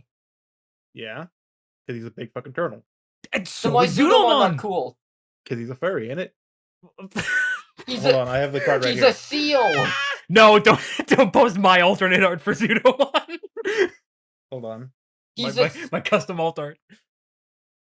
Zudomon's a seal. What do you mean furry? I could have sworn this thing had what's the word? Had fur on it. It Hold does. on. Seals have fur. Do They're they? mammals. Yeah, they're Yeah, mammals. seals have Aren't they hair. just skin? Yes. Yes. Seals have fur. He's more like, I think he's more supposed to be a walrus, but Yeah, like a walrus. Walruses and seals have fur. Yes. he's a walrus turtle. He's both. Yeah. He'd All be right. more than one thing, Angel. It's a Okay. fucking Digimon. Have you never seen Digimon a are often Have you never seen a baby seal? They're so soft and fluffy.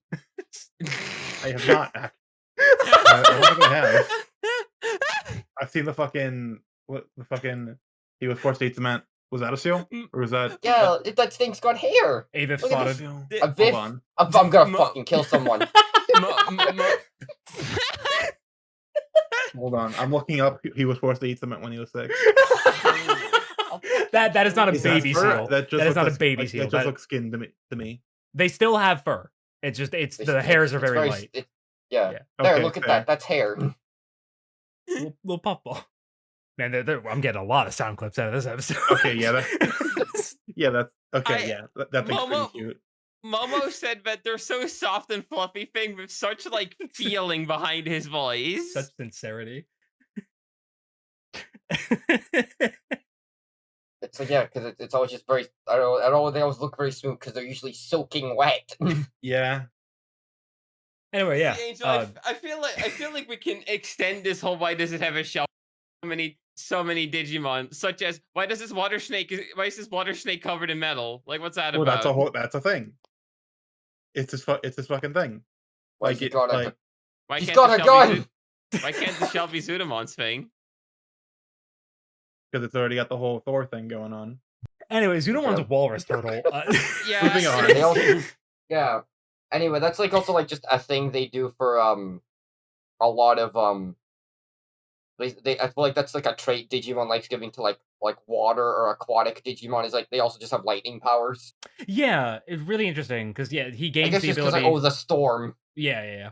Storm, Yeah. water. Because water Mega conducts Seedramon lightning. also has lightning based move. Shoots lightning out of his little horn. To which Zudomon absorbs it with his own horn and then fucking beats Mega Seedramon to death with his Yeah, hammer. he makes quick work of Mega Seedramon. Ain't shit. And there's like he like lifts both of them out of the water and they're both going yay, Yay! and then the Wizardmon is alive. He didn't drown. He's like, oh, help! Fucking help me! You gotta get this crest to Tailmon. Hikari! Oh yeah, The 8th child! Hikari, did I mention she's the 8th child? and they're just both like, oh my god! Like everyone is slowly learning. Everyone's oh like, my! oh, we gotta fucking get to Tokyo. I forgot the episode is not over yet. There's still like an entire part of this episode. Yeah, this is. I think after that's when like Sora finally finds Yamato Yamato and Lillymon is still like monochrome and comatose because she's simply too strong. So Bondamon had to fridge her for a while. I like who I forget who heals her. Wizardmon in a later episode. Oh yeah, Wizardmon can like fix the disease. Mm-hmm. So at this point, Phantomon I guess Phantomon was following Sora. I'm pretty sure. So Yeah, he finds them. You see it a few times. And he summons a Tuskmon and a Snymon. I love Sneemon. So Sneemon. I need to emphasize that Tuskmon and Snymon are champion level. Yeah. They're kind of bitches. Really? Yeah. Hold on. Yeah, they're not that strong. So what happens next makes no fucking sense. I mean, okay, I did think someone might bring this up, so I'll let you finish first. Yeah. So like I'm sure there's probably an explanation for it, but like Snymon and Tuskmon. So Gabumon goes to Garurumon and Gabumon's already tired.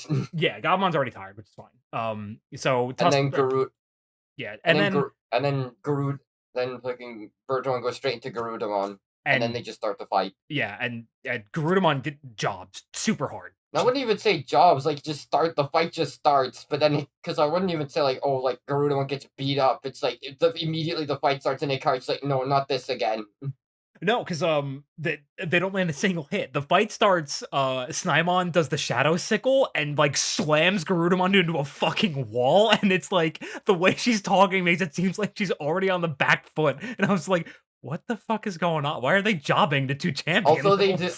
Also, they've been weird about that Lily because fucking Lillymon fought Dark Tyrannomon. He's just an adult as well. Yeah, there's a couple like weird, like maybe no, because the info says they're adult level too. It's bizarre. Yeah. Like really weird stuff happens.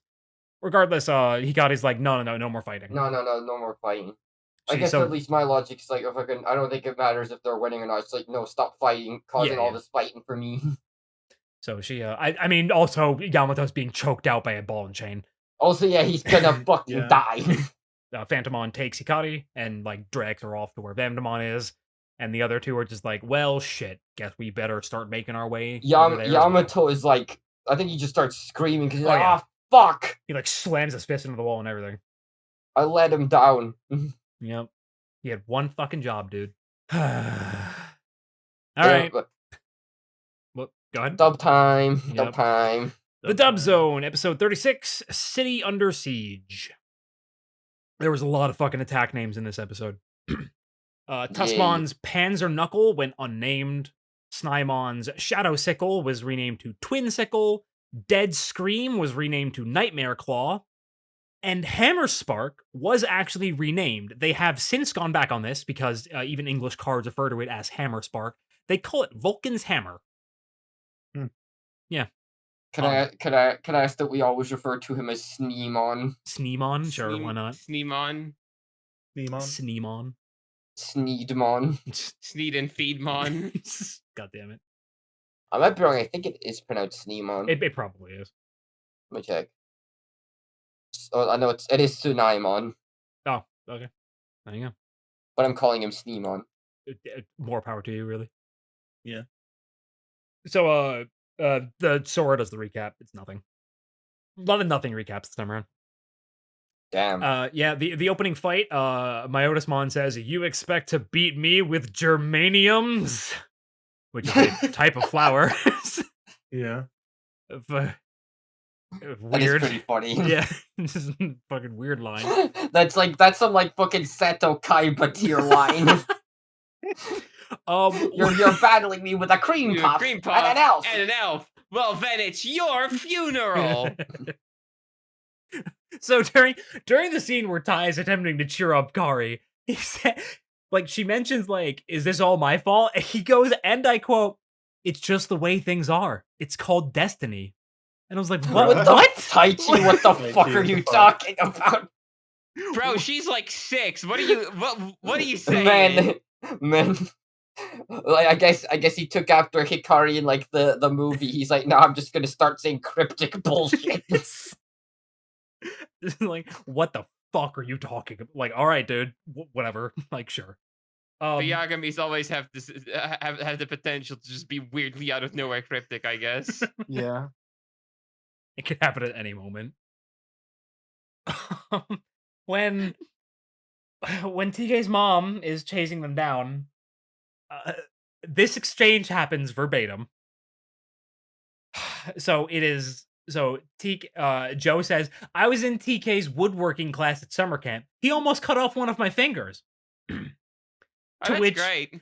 To which Awesome. TK's mom responds, "I don't understand," talking about the fact that they were leaving on a giant walrus. TK says, "The saw slipped, but I missed him by a mile. It's fine." To which TK's mom says, "That's not what I meant." just like, God. That's kind of funny. That's kind of funny. I can't even front. That's pretty funny. Yeah, but they at least got good jokes. It's so stupid.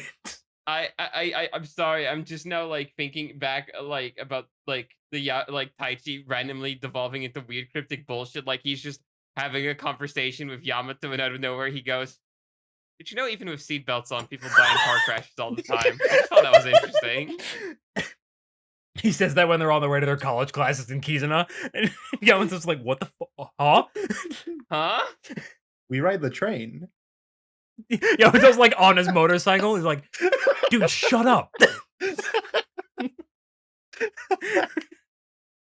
Anyway, at one point, I don't even remember where this happens. At one point during the dub, TK says, "Yippee!"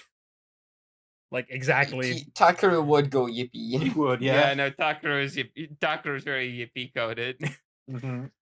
They just don't explain how why Wizardmon has the crest. Because if you'll remember, the dub made it so that Vamdemon crushed the real crest because he hid a decoy under his pillow. And the shot of Wizardmon falling into the river was just cut out of the dub. So when they find him, he just holds it up and he's like, "Yeah, I have this." And they do not explain it at all. Do they not explain why he's Nope. Fucking. Nope. Oh my God. He just went for a swim. Yeah, no, whatever. Yeah. Don't worry about it. They Sure. gotta see you later, Tailmon.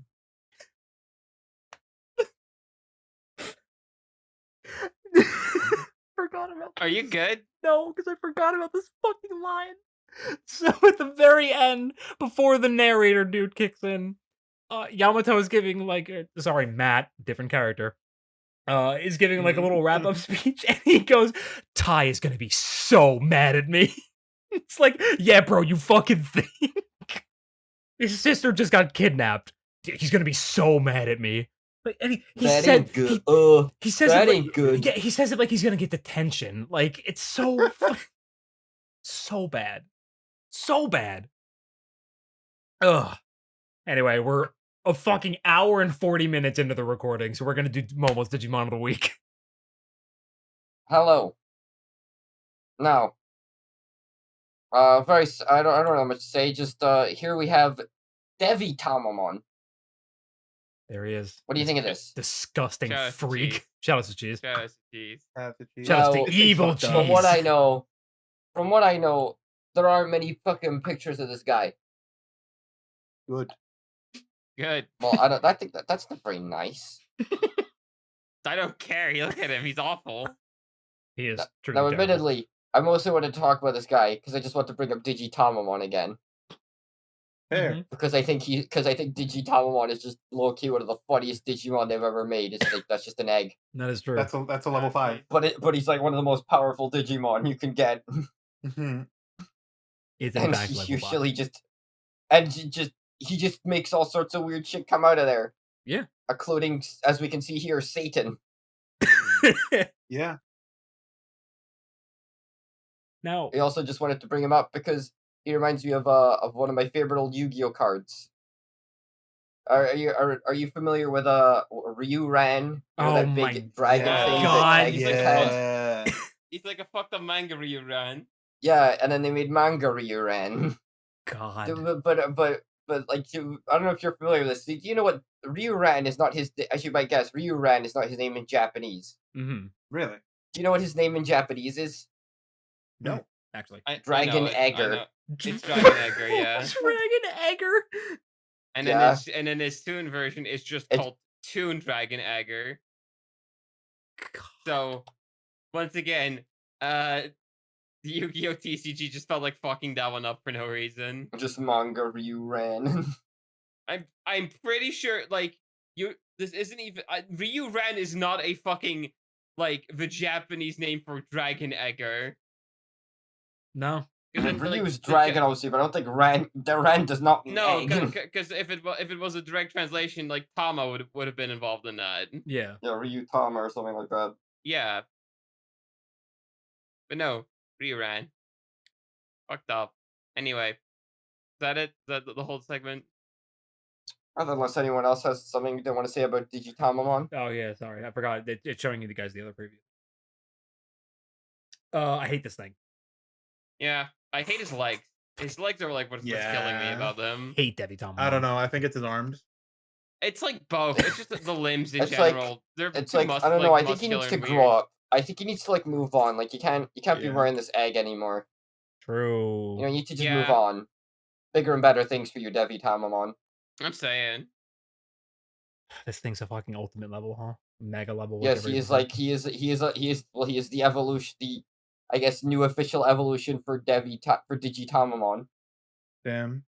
Shout out That's to a mega? DigiTamamon. He still kind of is treated as the proper evolution for Ogremon. Yeah, they're kind of weird about that whole thing. But we'll It's get either- into that when well, we're it's talking like about. they haven't went fully in on Rebellimon yet, but that's Yeah. it. All right. Moving right back over. No, it's time.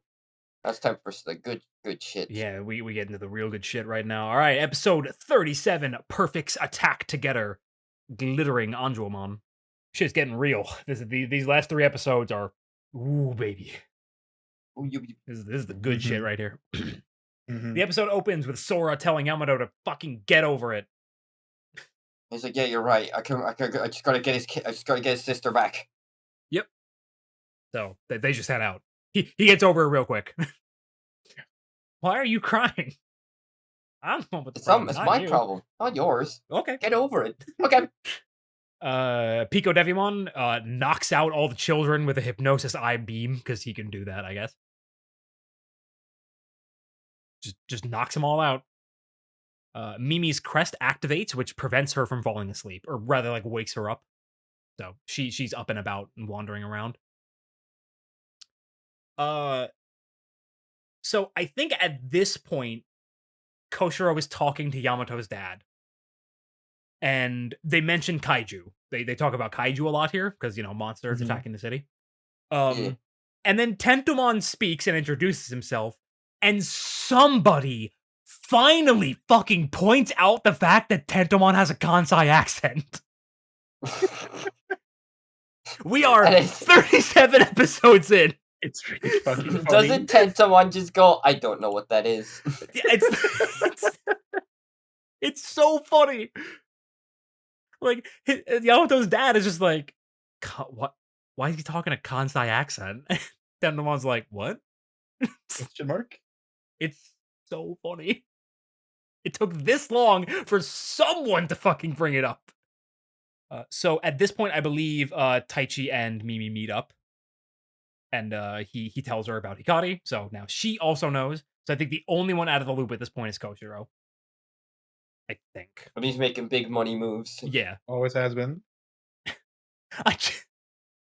I just have a note that says, "What the fuck are you kids talking about?" And I don't remember what it's in reference to.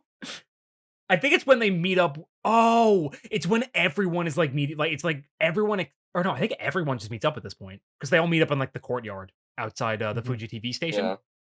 And like I think it's Yamato's dad is just like, "What are you kids fucking talking about? What are all these monsters?" Yeah, they're like all these like the 8 children and fucking Yeah. everything. He's like, what? What? Huh? Huh? And Garumon's like, "Hey, I'm Gabumon," and his dad's And it's like, like, "Sure, oh my buddy." god, it's a giant wolf. And like, we've met before. Nice to meet you again, Yamato's dad. What? Who are you? I'm Gabumon. It's like, and his dad is just like, "Sure." Like at this point, sure, Yeah, whatever. sure. Yeah, he's like, yeah, Yeah. sure, whatever, man. I don't care. Yamato's dad's the chillest motherfucker on the planet. Genuinely. I guess as a reporter, he probably sees some shit. He's just like, whatever. This is not even in the top 5 worst things I've ever seen. God. Wizardmon Rez is the strongest party member. He uses his funny little hand signs to take away the dead scream curse that was on Lillymon. And then Lillymon's like, yay. Yay. And then we start getting a bunch of crouch or like group shots, and Lillymon is like standing with all the kids. She's so fucking short. She's so Really short. funny. She's shorter than like all the kids. It's really funny. She's like human sized. I don't think she's supposed to be that short. No, she's supposed to be like the height of an adult, but like she's shorter than Mimi. Yeah. It's really, really She's funny. still sitting down at the time. No, she's just standing with everyone. There's like multiple wide shots of her just standing around. It's bizarre. I don't. Maybe they just didn't have like a proper size set for her yet at this point. Yeah. They probably just didn't have Steven Universe be skills. like, Shut the fuck up. Shut up, Momo. God. God. The Garurumon and Garudamon apologize for jobbing and letting Hikari get kidnapped. At which point there is a revenge match against Sneemon and Tuskmon because they show back up. I think Garurumon also evolves into Were-Garurumon at this point. and with the Kaiser nail. Mm-hmm. Awesome. So we finally have Phantomon presenting Hikari to Vamdamon. Tailmon tries to say she doesn't know who she is at first, and then Pico Devimon starts pulling on her hair and she starts screaming in pain, and Tailmon immediately is just like, Hikari! And Vandamon's like, oh, you know her Fuck. name, huh? Fuck! Damn it! He got me, that wily trickster. I'm trying to remember what Hikari says here, but it's really, really good. Oh god, she says something that's really, really good. And like the line is escaping me. I really should have like refreshed myself because we watched these episodes like a week ago. Yeah, same. But like a bunch of champions or like a bunch of the kids like champ level start throwing attacks at him, and he just kind of like shoos them away. Like Like, that's cute. yeah, he alters their course and they just go away, and then he just starts floating up to the rooftop. along with Hikari, Tailmon. He's like, he's doing his little evil laugh. So all the kids start making their way up to the rooftop. They all start getting up to like either their perfects or champion level forms. Just everyone's like digivolving rapidly. Vandemon is about to like, because Hikari like puts herself in front of Tailmon, and Vandemon's about to like kill them both, and then gets hit by the Wizardmon blast right in his back. Penis blast. Penis blast. You have to die. Wizardmon hits him, and he turns around and just like throws Wizardmon against a fucking wall. All right, now I'm going to get you. Mm-hmm. At this point, I believe Joe has tossed Hikari the crest, or maybe it was Wizardmon. It might have been Wizardmon, but Hikari has her crest now. And then Taichi is just on the opposite rooftop somehow. He's just there. He's like with Greymon, so it's like he didn't fly up there. He's just up there. Not sure how he got there, but he's here now. He's climbing. Yeah. He making big money moves. Yep. He tosses Hikari her Digivice, and she grabs it, at which point Pico Devimon immediately steals it from her. Everyone is up at perfect level at this point, and they're all throwing attacks at him, and he's like erasing them. He's causing them to disintegrate before they even hit him.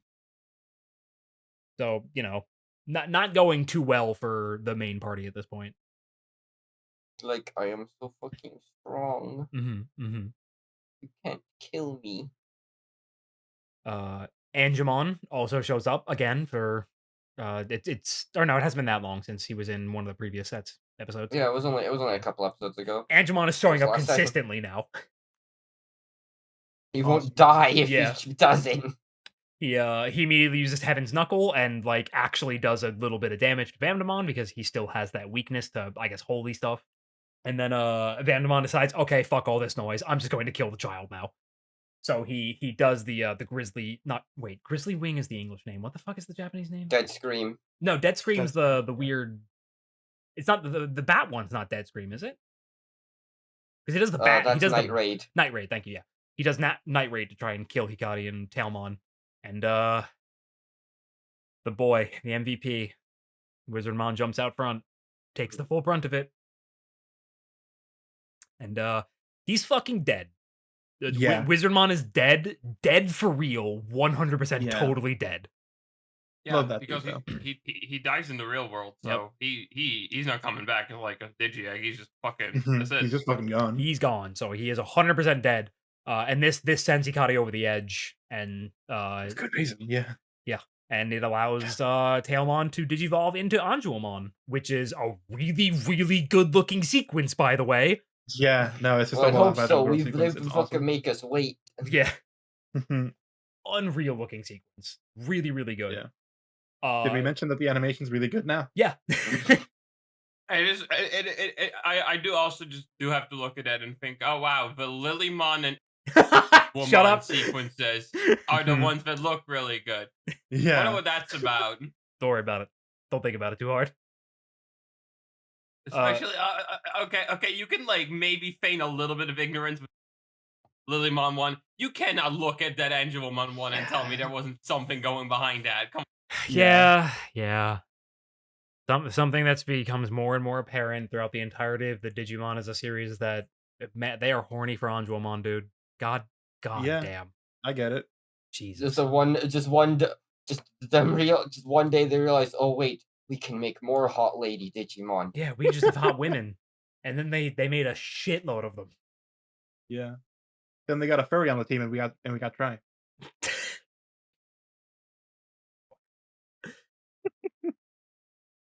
We're not there. We're not going to be there for a while. Yeah. Anjuamon says one of the rawest lines, I think, in the entire show, which is learn the full weight of your sins. Sick as hell. And then she heals everyone. She like uses a move that like heals everyone's stamina and everything. So and they're like, oh, I feel powered up. Yeah. It's like, oh my god, the team finally has a healer and buffer. This is what we've been fucking missing this whole time. We can meet the DPS checks. Let's go. Let's go. Thank God. That Vandemon raid boss is hell. Everyone uses their attacks and combines it into like a glowing rainbow circle in the air above Anjuamon, and she uses it to Yeah, everyone's create like, give her power. She uses it to create a celestial arrow that one-shots this fucking nerd, pierces him straight through, and we get a really cool profile shot of him like exploding because of the arrow. Oh yeah, real quick. But I think it's when I don't know if you got any shots of it, like I think it's when he gets hit with Heaven's knuckle. It's like he got punched in the dick. Yes. It's really good. I didn't get Like any he shots just of that. falls to his knees. Yeah, just like he's like Yeah, no, hold on, I got one of them. it's like something he just has that weakness to like holy stuff. I guess that's technically supposed to be vaccine, but Agumon's vaccine too, and yeah. And the holy I specifically. was trying to remember what that shot reminded me of, and now I think How many of you here have seen Smiling Friends? Oh God. Yeah, I know what don't you're You talking punch remember I that to- bit at the Oh, warn you, I'll at the punch end you. of yeah, the bit at the end of the show where Charlie like punches that one demon in Yeah, like the stomach or the dick, and he's like, "Dude, I told you if you're gonna do that again, I would hit you. Yeah, like I I warned you." Wait, here you go. Yeah, I got a bunch of frames of this. Oh wow, we really hit him with the penis blast. Yeah. I love how he like gets hit with the penis blast so hard the guy behind him dies. Oh yeah, it fucking gets That's Phantom right. on as well. Yeah, Phantomon explodes. I forgot. Hold on, here we go. Here's a better one of that. Like he God. gets hit so hard he gets knocked back into Phantomon, and him getting knocked back into Phantomon kills Phantomon. Also, I'm sorry, it's real quick. But like, since we're here at the end of this episode, before we move on, I need to share my collection of like. I understand it's sad, but oh my god, Tailmon makes some. There are so many fucking funny frames of Tailmon in these like episodes. Yeah, she has. I have several pictures of her making goofy off-model faces. Yeah. Oh, here's just a selection of my favorites. Yeah, I have the the one of her being held like a fucking potato. I have in the rotation. Stopping It's by like feet. The one of her getting grabbed like Yeah. like she's a fucking pokeball is so fucking good. It's like Whoa. the perspective. The funniest part about this one is like it immediately pans to Vamdemon, who's looking straight at the camera with like this shit-eating He's like, grin. Yeah. I got your Digimon. Like obviously it's like an ugly cry, it's a big sad moment, but like it's like he just looks like one of those sad cat memes. It's really really good. Oh, like the one where like the really sad the cat edit screaming where- ones. Yeah. or like the one where it's like hugging the plushie in bed or something. Yes. Yes. It definitely reminds me of those. Yeah. But yeah. So that's yeah. It's like there's a little bit of wrap up, like everyone's talking at the end. Cute little detail. So everyone except for Tailmon, Agumon, and Gabumon have reverted to their in training because they are used to being higher level evolution. Yeah. Tailmon explains why she's still Tailmon in a later episode. She literally says, "I'm built different." Yeah, like I think she says, and I quote, "It's a matter of discipline." Yeah, she literally says, "I'm built different." It's so funny. But yeah, Agumon and Gabumon are the only like the original kids that are still in rookie form after the fight because they're used to being in their perfect level, so they don't digivolve or de-digivolve all the way back down to the in training. I just thought it was a neat little detail. They're getting stronger. Yeah. Hold on. I gotta show you the picture that one picture of Palmon being held reminds me of. Yeah. Oh my god, that is exactly it. Oh, and it's hold on, wait. If I could do this quickly enough, that fucking screenshot is on screen right now.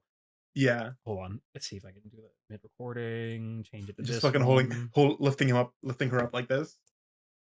Make it bigger. Reveal. Boom. Yeah. That is like It's the same. These are the same It's image. the same picture. It's so fucking Get this thing off my face. There you go. sorry. I had to put it next to the thing. And then yeah, then there's the reveal at the end. Ah, fuck, he ain't dead. The bog barrier's not gone yet. Like, hold on a minute. What the fuck is going on? Oh god. All right. Dub Zone episode 37. Wizardmon's Gift. That's a good name. Yeah. Yeah. Yeah, that's good. This is the first episode where Heaven's Knuckle is properly renamed to Hand of Fate. He actually says it in this one, unlike the Digimon episode from way back when. Yeah. During the Matt recap, he says things got very intense. Like, You know, got a little heated, Yeah. you know what I mean? I mean, I guess he's not wrong. Bit of a gamer moment. at some point after beating up a bunch of Bakemon, Tai says they didn't stand a ghost of a chance. I wanted to strangle him. During the fucking scene where Yamato's dad and Izzy are talking, instead of kaiju, he talks about, yeah, they're monsters. Not like those fake monsters you see destroying Japanese cities. And it's God. like, I mean, whatever, close enough. it's like, Yeah. I guess kaiju wasn't really a popular term. Yeah, no, back- kaiju isn't yeah. like a very. I would say kaiju is a particularly well-known word. Nowadays they could probably Yeah. get away with saying kaiju, but back then, nah. Oh, definitely for not. sure. Kaiju is a term that appeared in the fucking Pokemon game, so like, yeah. Of course, the Kantai accent joke is lost. There's not even a joke Yeah. there anymore. He just says something. I was about to say, he doesn't even really have an accent. No, He's like, yeah. going, me, I'm Kentomon. After Wizardmon heals Lillymon, she she sees Wizardmon, she gets up and she's like ready to fight immediately. In the dub, she goes, "Hi-ya!" As she stands up. It's terrible. Myotismon says, "I've got you, my pretty, and your little cat too." I don't think that's a reference that 10-year-olds watching this are going to get. Yeah. Fucking Wizard of Oz. That's another classic of bad old dubs. Just fucking extremely dated references and the fucking age range will not get. Mm-hmm. Mm-hmm. Tai calls Myotismon Mr. Fang Face, and I'm like, come on, you can do better than that, dude. Come on. I know you can do better. I'm very let down by you, Taichi. You said like the first two letters of that, and for a second I thought you were saying Tai calls my Otismon a No! Believe it or not! I'm like, I don't remember Savannah and the It's dub like I know personally. I know the 2000. It's like I know the early 2000s were a bit of an edgier time, but I don't remember that being that show. Just imagining Tai being like, hey, you... hey, it's me, Goku.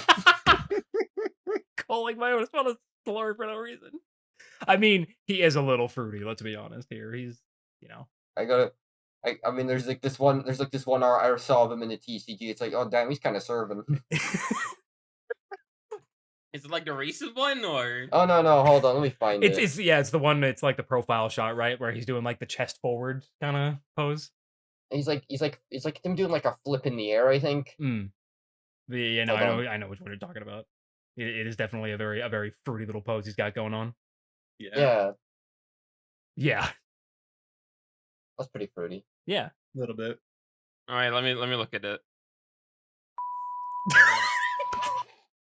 Fuck. We regret to inform you, Bridget will no longer be part of the podcast. Yeah, for everyone, no, the beep was added in editing. She just said it. 100%, just raw talk. Like, that's shocking, I know.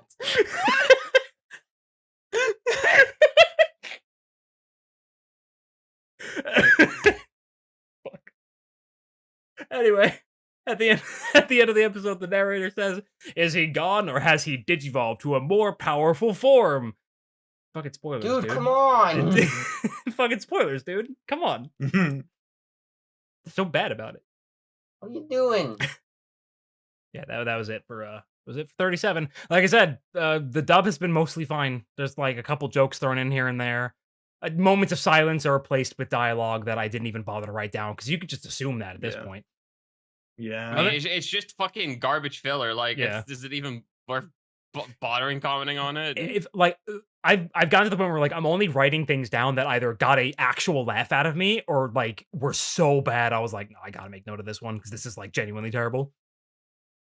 Which there hasn't been too much of that in this set. So they're either A, getting better, or B, these episodes were so like tightly written they didn't have a fucking they don't have the wiggle room to add bad shit in.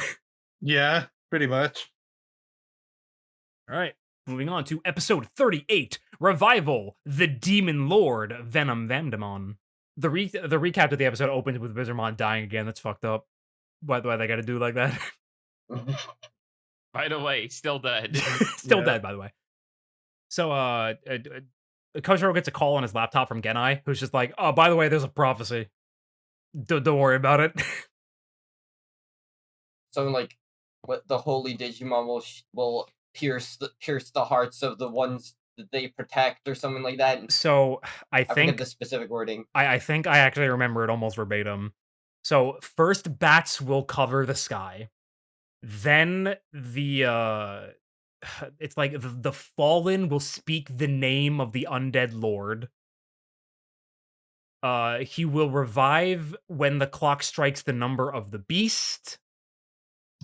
The holy Digimon must then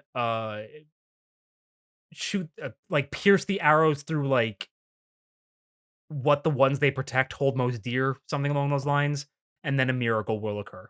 Which, yeah, so basically bats, the people who are knocked out are going to start talking about Vandemon. He'll come back during 666, number of the beast, Mhm. and then Anjumon and Anjumon have to shoot people with arrows to make cool stuff happen. I was about to say that's not so much a riddle as it is just a straight walkthrough to getting mega level Digimon. Like, He's like a little bit more cryptic about it than that, but Yeah, it's like, yeah, he's telling you how to get Mew. and then you're going to want to use strength on the truck. under the truck if you use strength. God. Right. This is when Joe's brother gets introduced. He's just like in a closet because like Joe's parents aren't home, and Joe like opens up his closet and his older brother is just chilling in there. And as it turns out, his older brother's chill as fuck. One of the coolest dudes in the show. I like how he just like he just slept through like this entire ordeal. Yeah. It's really funny. The Bakuman didn't find him because he was just in the closet. He's just vibing. I think Joe actually asked him like, "Why are you sleeping in there?" And he's like, "I've been sleeping in here since we moved in, dude. I always sleep in the closet. What?" He really like- said, "Yeah, I've been here since you were like 5." So at this point, it shows all the rookie levels just absolutely destroying Bakuman. Like they're just obliterating armies of these fuckers at this point. It's really funny. Like if the kids can beat them up, I'm sure the rookies can just absolutely decimate them. So I think at this point, Joe's brother is giving him like a pep talk and Yeah. mentions like he's like, "Yeah, I'm becoming a doctor. However, I actually plan on heading out to like African countries to help where they need doctors there." And he's like, "I haven't told Dad yet because he's not gonna like that." But Yeah. basically, the whole lead up is like, do what you want to do, man. Like you don't have to follow what Dad like- wants you to do. You don't do things because people expect them of you. Do them because you want them to do. You want to do them. God, if only there was another parental figure who maybe knew this, but whatever. Family business. Family business. Yeah, so Joe's brother's great. Awesome dude. Yeah. There's like an army of Gizamon attacking their van. And they take out a bunch of the Gizamon, and there's like a single shot where one of the Gizamon is like on the ground in the background on fire. It's just like burning in the background. And then that was probably Agumon. probably. And then a bunch of them swarm the car, and all the bats eat them alive, I guess. Because the bats, their like entire car is covered in Gizamon. The bats show up, everything, all the noises fade away, and then the Gizamon are gone. So they just ate them Like, alive. fuck. I Jesus. Oh yeah, funny little detail about those bats. I know. I don't think this is like consistently shown, but I think in sometimes they like to like all the bats are like numbered, or have a thing on, or like have Yes. a letter on their forehead. Yeah, one of So the ones he they show is like organizes an his A. bats. Yeah. So this is when Koshiro's parents talk to him, and my note is just, is this really the time to be telling him this? Yes. Yeah, they're just like, all right, we're gonna tell Yeah. him that he's adopted. So Yeah. they break the news to him. They let him know he's adopted, and he immediately is just like, yeah, like I know, I overheard you talking about it, and I just kind of pretended like I hadn't heard anything because I didn't want anything to change. And his dad starts going about how his like his biological father was like a mathematician and like a genius, so he takes after him a his lot. cousin or something, or Yeah. like a distant Yeah, relative. they were like distant cousins. But yeah, he's like, yeah, your biological father was a mathematician. He was very smart. Like you clearly take after him. And one night, both of your parents got in a car accident. It was fatal. And like I was his only living relative. And then they dropped the bomb that they had a child they lost, and I was like, I forgot Yeah. they lost a kid, and that hits really hard. Yeah, no, Coach Shiro's entire plot line is kind of crazy that they put this in a kids show. Yes, Just because you 100%. wouldn't expect them to go these places. Like, yeah, not only do they mention the fact that, yeah, your parents they died in a car accident. Also, we had Yeah. a child who was your age at the time who had unfortunately passed away. So we gladly took you in because, like, Yeah. so yeah. And then Koshiro's like trying to like he's trying so hard to like be more casual with them after this conversation, and then they all start breaking down and they have a big group hug and It's really, really good. Tentomon Probably my says, "You favorite gotta part of the let show. yourself be pampered, bro." While he's like looking on, it's great. Mhm. I think he's also saying it through tears. He's just like, Yeah. "Oh, this is beautiful." Yeah, it's really good. He's so proud of his little boy. So, at this point, all the adults who are knocked out start waking up. And they I think they just start chanting Vandemon's name. Or like Vamdemon Sam or something like that. Yeah. And this is when they start like talking about the prophecy because they're like, oh hey, yeah, we saw the bats earlier. Now everyone's waking up and speaking the name of the undead lord. What was next? The mark or like awaken at Number the the time of the beast. beast. Yeah, and so like I think it's Yamato's dad walks up and is just like Roku Roku Roku. Like what? Huh? 666, right? Mhm. So he's like 6:06 p.m. and 6 seconds. That's when it's gonna We happen. gotta go. Yeah, and then Taichi looks at his watch and he's like, "Oh fuck, that's in like 5 minutes." They just like they get in the car and they start driving somewhere. I don't even remember what they're attempting to do, but the 5 I think minutes. just back to where Vamdemon died. Right, yeah, they're trying to go back to him. So they head back, and then by the like right before they get there, the clock hits the exact time, and then there's this really cool shot of the building he was behind just fucking exploding, like it just evaporates, and then Venom Vandemon is standing there, and it's sick as hell. Venom Vandemon's cool, Yeah. and he's also gigantic. He's Yeah. fucking huge. He's You this- wouldn't expect him to be that big, considering regular Enderman was kind of yeah. human-sized. You know, he's the size of the building that he just evaporated by spawning, basically. Mhm. He starts talking about how he's hungry, and Pico Devimon's like, all right, well, we got plenty of stuff prepared for you. And then he proceeds to eat Pico Devimon. He's dead. Good riddance. Good. Yeah. Rest it. Die, you idealist piece of shit. Pico Devimon is gone. So we immediately get Weregurumon and Metal Greymon attempting to attack.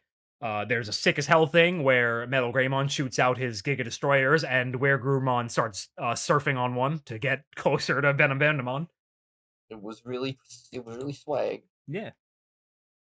He does he hits him with the Kaiser nail right in the forehead, and it cuts his forehead open, at which point these disgusting tendrils come out and start whipping him. Oh yeah, Venom. I hate Venom. He's fucking disgusting. Yeah, he is. It's great. He is vile.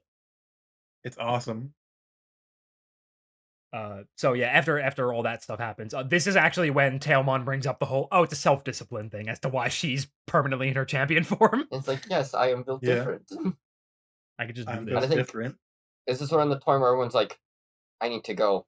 I need to fight. I need to keep fighting. Yes, this is when everyone is just like, we have to, we gotta go. We have to go. So they all start converging on the area. Or everyone is like at Joe's brother, just like look after our. Good shit. I forget. Did we mention how Joe found his brother? Yeah, he's in the closet. Yeah, I mentioned. He was just in In the Yes. closet, yeah. Just Awesome. like, what are you doing in there? Yeah, and he's just like, Chilling. I'm like always He's here. resting. chilling. He's just chilling. So at this point, Koshiro pulls out the laptop and does a little scan on Venom Vandemon and finds out that it is an ultimate level, which Like, there's a stage beyond the perfect. Crazy. sing. Fucking earth-shattering to people who are watching this for the first time, because this was genuinely a new thing. So then we start getting, we get just like a pretty basic fight sequence where they're just basically not able to do fucking anything to Venom Vandemon. And they start recalling the prophecy again, at which point Tailmon is just like, okay, we need to go help. Just me, Hikari, Takaru, Patamon. Just us. The rest of you, stay back here and conserve your strength. So, because she's like, oh yeah, the Holy Digimon probably refers to us, so we need to be there. Yeah. So they Yeah. go and approach the fight, and then at this point they like start working out what exactly piercing the loved ones of those they protect like means. Yeah, that's what the prophecy is. Yeah. Yeah. So they're just Tentamon explains it as well. Say I'm the Holy Digimon. The one I'm sworn to protect is obviously Koshiro, and the one he loves most would be, and Koshiro's like, my mom and dad, obviously. And it's like, yes. However, Hikari and Takaru have something other than parents. And it's like there's like it's like him breaking it down like a riddle. It's like it's not that complicated, dude. Yeah. Just read like it's like I understand y'all are fucking babies. Come on, man. And then they're just like, and they're also just like, okay, Oh my god. it's like, yeah, okay, we get it. However, shooting them with arrows seems like it would probably kill them. And then Tai Chi is just like, just do it. I don't care. Koshiro's mom is done. like, maybe it's like Cupid's arrows. And there's the little shot of like the little naked baby Cupid. And then Taichi's like, do it. Shoot us now. Fucking shoot us in the face. It's like fucking do it. Whatever. We're gonna die otherwise anyway. Fuck, man. I believe a new insert song starts playing at this point as well. When they're setting up to shoot them. And then I have a note that just says Yaoi in all caps. I think it's by like it's some of the VAs. I assume Yamato and Taichi and Yamato's. Yeah. Yeah. And then I have a note that And then just they says start Yaoi in all fucking caps. hands. Yeah, they start holding it's like hands. it was like suddenly Yaoi. And I believe Yamato looks over and says, "Are you nervous?" And Taichi's like, "Yes, of course I am." It's like, good, I am too. And then he says, "Hold my hand so I won't run away." Yeah, it's actually Insane. so fucking. it's so Really gay. good. Yeah. Like, yo, okay. Dude. It's crazy. Comes out of nowhere, but it's just like, okay, Yeah. no, I see the vision. I see And the then vision. and then they get hit by so it's Angelmon shoots an arrow and Angemon actually throws a fucking javelin.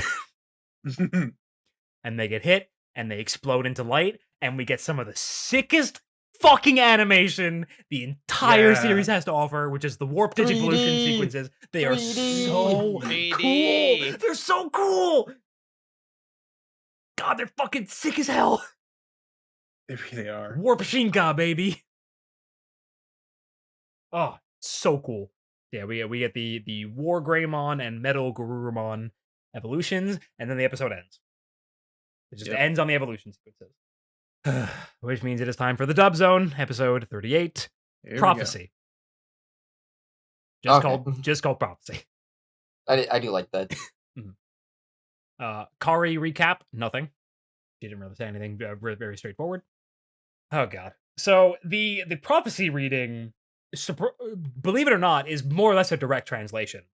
However, they had to sandwich it between two fucking stupid jokes. Of course. Yeah, of course. Genai opens up with, although this looks like a graham cracker, and I'm just like, shut the fuck up, dude. Die. Bastard old man. And then at the end, he's like, and also it says, please always recycle at the end. I'm not sure why. I was like, shut the fuck up! Why would you add that? Shut up! Stop adding shit! Oh, right. Stop trying to be funny. You're not actually that funny. The dub hates Mimi. She says, I'd like to change my pajamas, which is what she says in the original sub. And then there's a pause. And then she says, or at least get a matching robe. And I'm like, you motherfuckers, you had me. You had me for a second. But no, you had to rip the rug out from under me. Fuck you. So, yeah, we got another one. A weird change, Joe's brother, whose name is fucking Jim, by the way. Awesome. Jim. Yeah, Awesome. his name Jim. is Sheen, I believe, in the original, but it's Jim in the dub. Shout out to Jim Crocodile Cook. Shut the fuck. No. Look, we could do shout outs to Yu-Gi-Oh! GX when we have one of the Mill Mike people on here. Hmm. Crossover of the century. True. For whatever reason, Joe's brother has, I guess I could just say Jim. Jim has already told their dad about the fact that he plans to going to Africa. It mentions his dad wasn't happy about it. Weird change, unnecessary, but like I just felt the need to point it out because like it's just bizarre. Don't know why they did. When they're all on the raft, like calling out to see if they can contact anyone out of the fog, Gabumon says, "If you save us, we'll give you anything you want, including candy." Thanks, dude. Yep. I really wasn't sure on the candy bit, so I'm happy you specified that for me. Great, like Yep. great. Thanks, English writers. All right, the Koshiro conversation. Place your Mhm. bets. How did it go? What did they change? Less than you'd think, more than you'd hope. Okay. Any other takers? I don't know at this point. I really don't know at this point. Trick question. It's unchanged. Oh yeah, it was, wasn't Yeah, it? they just left it in It was, entirely. They kinda kept shockingly Yeah. the same. they even left in the dead kid. Like I thought for sure they were gonna take out the fact that they had lost a child, but no, they keep that in. My note is, oh hey, divorce talk, all caps, and they kept the dead kid party popper emoji. That's kind of shocking, actually. Yeah, they weird level of restraint from the dub writers. Yeah. There were 3 of them. Maybe one of them knows what they're doing. Unfortunately, Uh-oh. Tentomon's line has been changed from "Let yourself be pampered" to "I wish I had a Digimommy." Cool. This would have been significantly worse if a sub actor said this. So you know what? Fair enough. Yeah. Digimon. God. When Venom Vamdemon appears, Matt goes, "He's been taking steroids," because he's real big. Kind of weird that they two of them just mentioned steroids in a kid show. You would, Yeah. like bizarre. Man, at what point they start playing fucking Banjo-Kazooie sound effects? I'm not even kidding.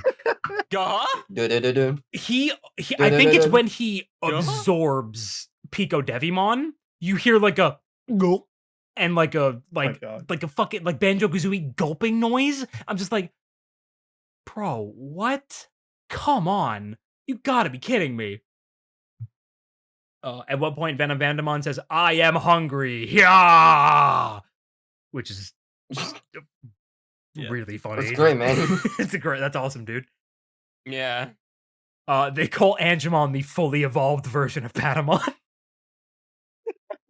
Oh. Yeah. Yeah.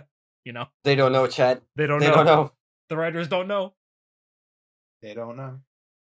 Venom Iotismon says, "Angel food is one of my favorites." I don't know what that means. Is angel food a thing? Like angel food cake is a thing. He doesn't say I that eat though. angel food all the time. Shut the fuck up, Angel. There's like Angel Delight, which is like pudding. Yeah, but he just says angel food is one of my favorites. I think it's just a bad line. Oh, all right. Well, that solves that then. Fucking Matt's dad goes like, "Why is he bigger than all the other ones?" I don't get it.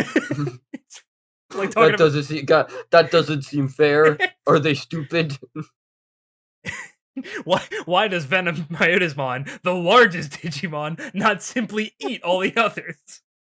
But he does. Which yeah, actually, now that I think about it, Is he stupid? he's trying. Izzy says mega ultimate level.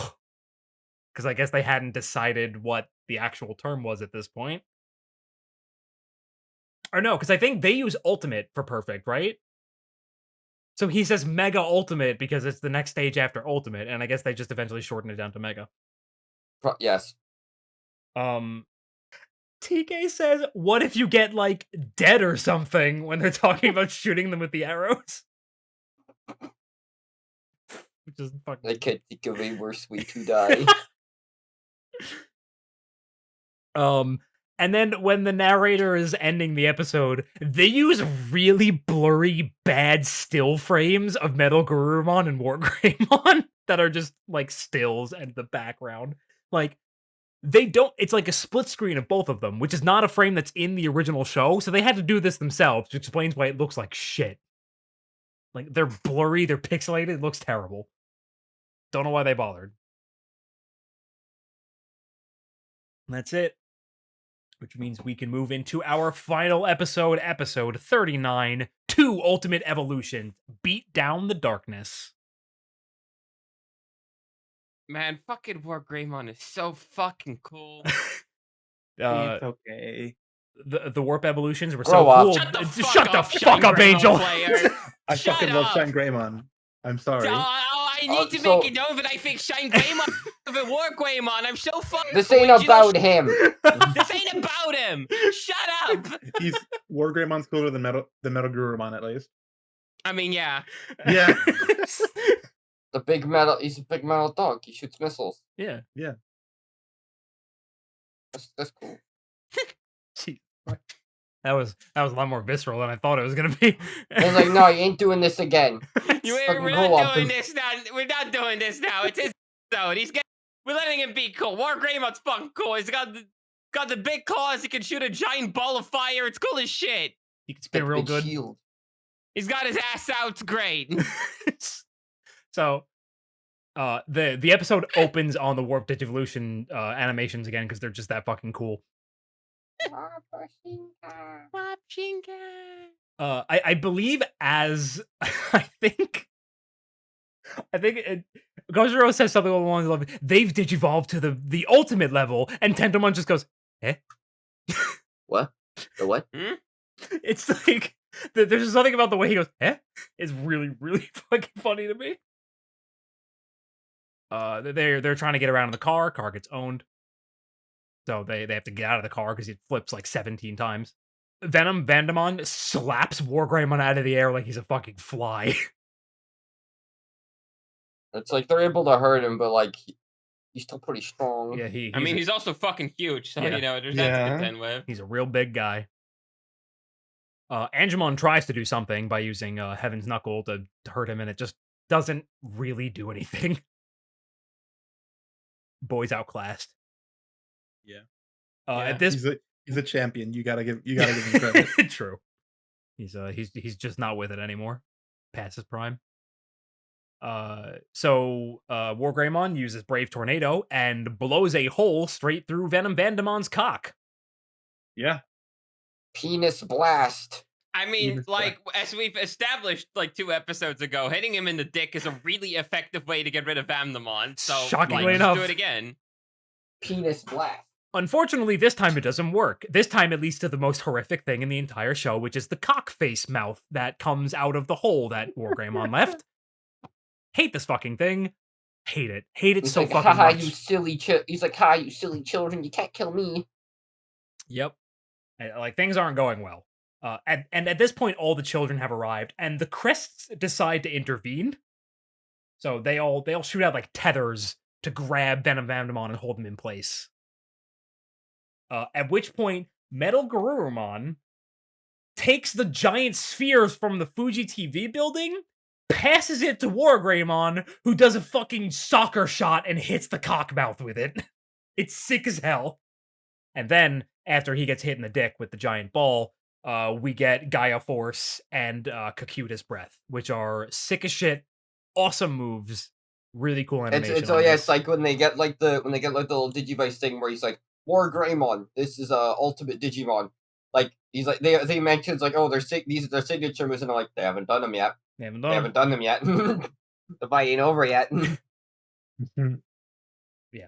Gaia Force is so fucking cool. He makes the ball so fucking cute. It's so funny. So cool. It's so cool. He's like Goku. He's like Goku, but he can do the spirit bomb on his own. Take that, Goku. Goku Fraud Watch. And finally, at long last, Vamdemon is fucking dead 100% for really real. He is dead. He is gone. Probably the most persistent adventure villain. Yes. Yeah. Without a doubt. Motherfucker actually just wouldn't die. They stabbed him multiple times. They blew multiple holes in this motherfucker, and he just would not stay down. Punched him in the dick like at least 3 times, and it's still like, goddamn, just go. It's funny because Taichi does actually point out that the shitty little gremlin that's in his dick is the real body, which is why they aim everything there and blow him up and kill him. Also, at some point, he like eats Devimon or Pico Yeah, Devimon. That was whatever it last is. episode. Yeah, it's right after. I was like, It's like right after he gets revived. The first thing he does is eat him. kind of a fucked up way for him to go. Yeah, a little bit. That's what he deserved. Fuck little bastard. It's like it's like the little shitty comic relief villain. It's like, oh, he just dies. That's it. Dies That's horribly. lights out for him. Yeah, it's like, what the fuck? Well, oh well. Not gonna ruin my day. I mean, like, it doesn't really affect. I'm just like, damn, harsh. It feels so abrupt. Yeah, like, Anyway, Plotmon's here. Yay! And I'm like, who's this guy? Yeah. Everyone's like, who the fuck is this dog? I'm Plotmon. He's like, I'm Plotmon. It took a lot out of me, so I actually went down to my rookie form like you like you guys. like you fucking scrubs. And then we get the big reveal. Show's not over. We're halfway through the episode. Show's not Yep. over yet. The sky. So once the fog clears, everyone looks up, and there's an entire fucking continent floating upside down in the sky, being reflected in like an aurora borealis type, like visual thing, which is weird to say the least. This is another. Oh, I know you're just kids, but man, you're a little stupid. Yeah. It's like it takes Izzy like going like Taichi, zoom in on that, and for them to realize that they're looking at the digital world. Yeah, it's Yeah. like, oh my god, that looks exactly like Mugen Mountain. And it's like, Taichi, look at that mountain. And Taichi's like, which fucking mountain? There's like 100 of them. It's like the big one. That doesn't help. I do appreciate that they had the courtesy to at least wait until we were done with this Vamdemon shit to tear the sky open. Yeah. Would have been really inconvenient if we suddenly had this to deal with on top of Vamdemon. Yeah. So as Taichi's looking for the mountain, he notices an airliner. And it cuts to like inside the cockpit, and they're talking about how none of their instruments are working, and the plane actually starts going down. So Bergermon like goes and tries to save it. At which point a Kawagamon shows up, like from the weird Aurora continent in the sky, which, you know, obviously the digital world. And as it passes by the plane, it like freezes one of the wings and causes it to go into like a spiral. So I think Bergermon like evolves into Garudamon in order to be able to better handle the whole plane situation. Yeah, but then she's like, oh fuck, I can't touch this thing. Kabuterimon tries to hit the Kawagamon with. He's like, I'm gonna come help. Yeah. And then Garudamon's just like, no, don't stay away from that thing. He tries to shoot it. The ball goes right through it, so they can't hurt anything that's coming from the digital world right now. And they do manage to successfully like get the plane down on the ground. And at this point, all of them think, oh yeah, there were some distortions in the digital world that we didn't take care of before we left. It's been like several days here in the human world. How many years have gone by in the digital world? Uh-oh. Apparently shit's gotten really bad over there since we left. I mean, let's be fair here. They were really preoccupied with True, the a little Vamdemon bit. stuff. But yeah, I actually really like this whole setup of like, oh yeah, they didn't fix everything before they kind of got dragged into the whole Vamdemon shit. And they're like, it's wait a been minute. years. Yeah, they're like, Yeah. time passes differently. Oh fuck. Yeah, no, it's actually a really like, and it's one of those things that like, I feel like as an adult watching, you're kind of always aware of. Oh shit. But as a child watching, it's like really easy to forget about the whole time dilation thing that's going on between the real world and the digital world. Or So maybe you just kind of go, well, they beat Vamdemon. That was the problem, right? I was like, no one ever said Vamdemon was the problem. Yeah, he was just some asshole. It was just a problem. Again, I did mention multiple distortions, and oh man, there was you guys sure only did take care of one of them. There's 4 more, believe it or not. So yeah, now we just kind of get like all the kids are realizing like that's the digital world. We've got to go back and like, because like it's our responsibility to fix this because we kind of sort of fucked up by not fixing everything before we left, even though like they had to, but Little bit. So we get a bunch of like conversations between like families and stuff. There's a really really excellent shot of the Ishidas. So like it's Takaru Yamato and their parents, and like Takaru Yamato and their mom are talking, and their dad is like on the other side of the frame, like really far away from them, with like the huge Yeah. aura in the background. And I just really like that shot. It's really good. Nice visual representation of the distance between the family. It's like the tears in the sky represent the tears in their family. Yeah, and they've got the physical distance between them to represent the emotional distance. Oh my god. Wait, Shot did we start- composition. Yeah, so just and also their dad says that they made a few selfish decisions, clearly referencing the fact that they got divorced. Yeah. And we Yeah. and we took one kid each. Yeah. You know. Because like it's clearly not like a split custody thing. No, they just have one kid each. Mhm. Yeah. So, yeah, like their dad's like, yeah, we fucked up. Like, oops. Little bit. Yeah, and then so they're just like, yeah, we gotta go back. So they use the Digivices to open up the giant rainbow bridge up to the digital world, and they all like step inside and start floating up, and they're saying goodbye to all their parents, and it's all the tearful goodbyes and everything. That's where the episode ends. There's a really good, really good finale scene there for this arc. And I then think- he was immediately like, "The Dark Masters." Yeah.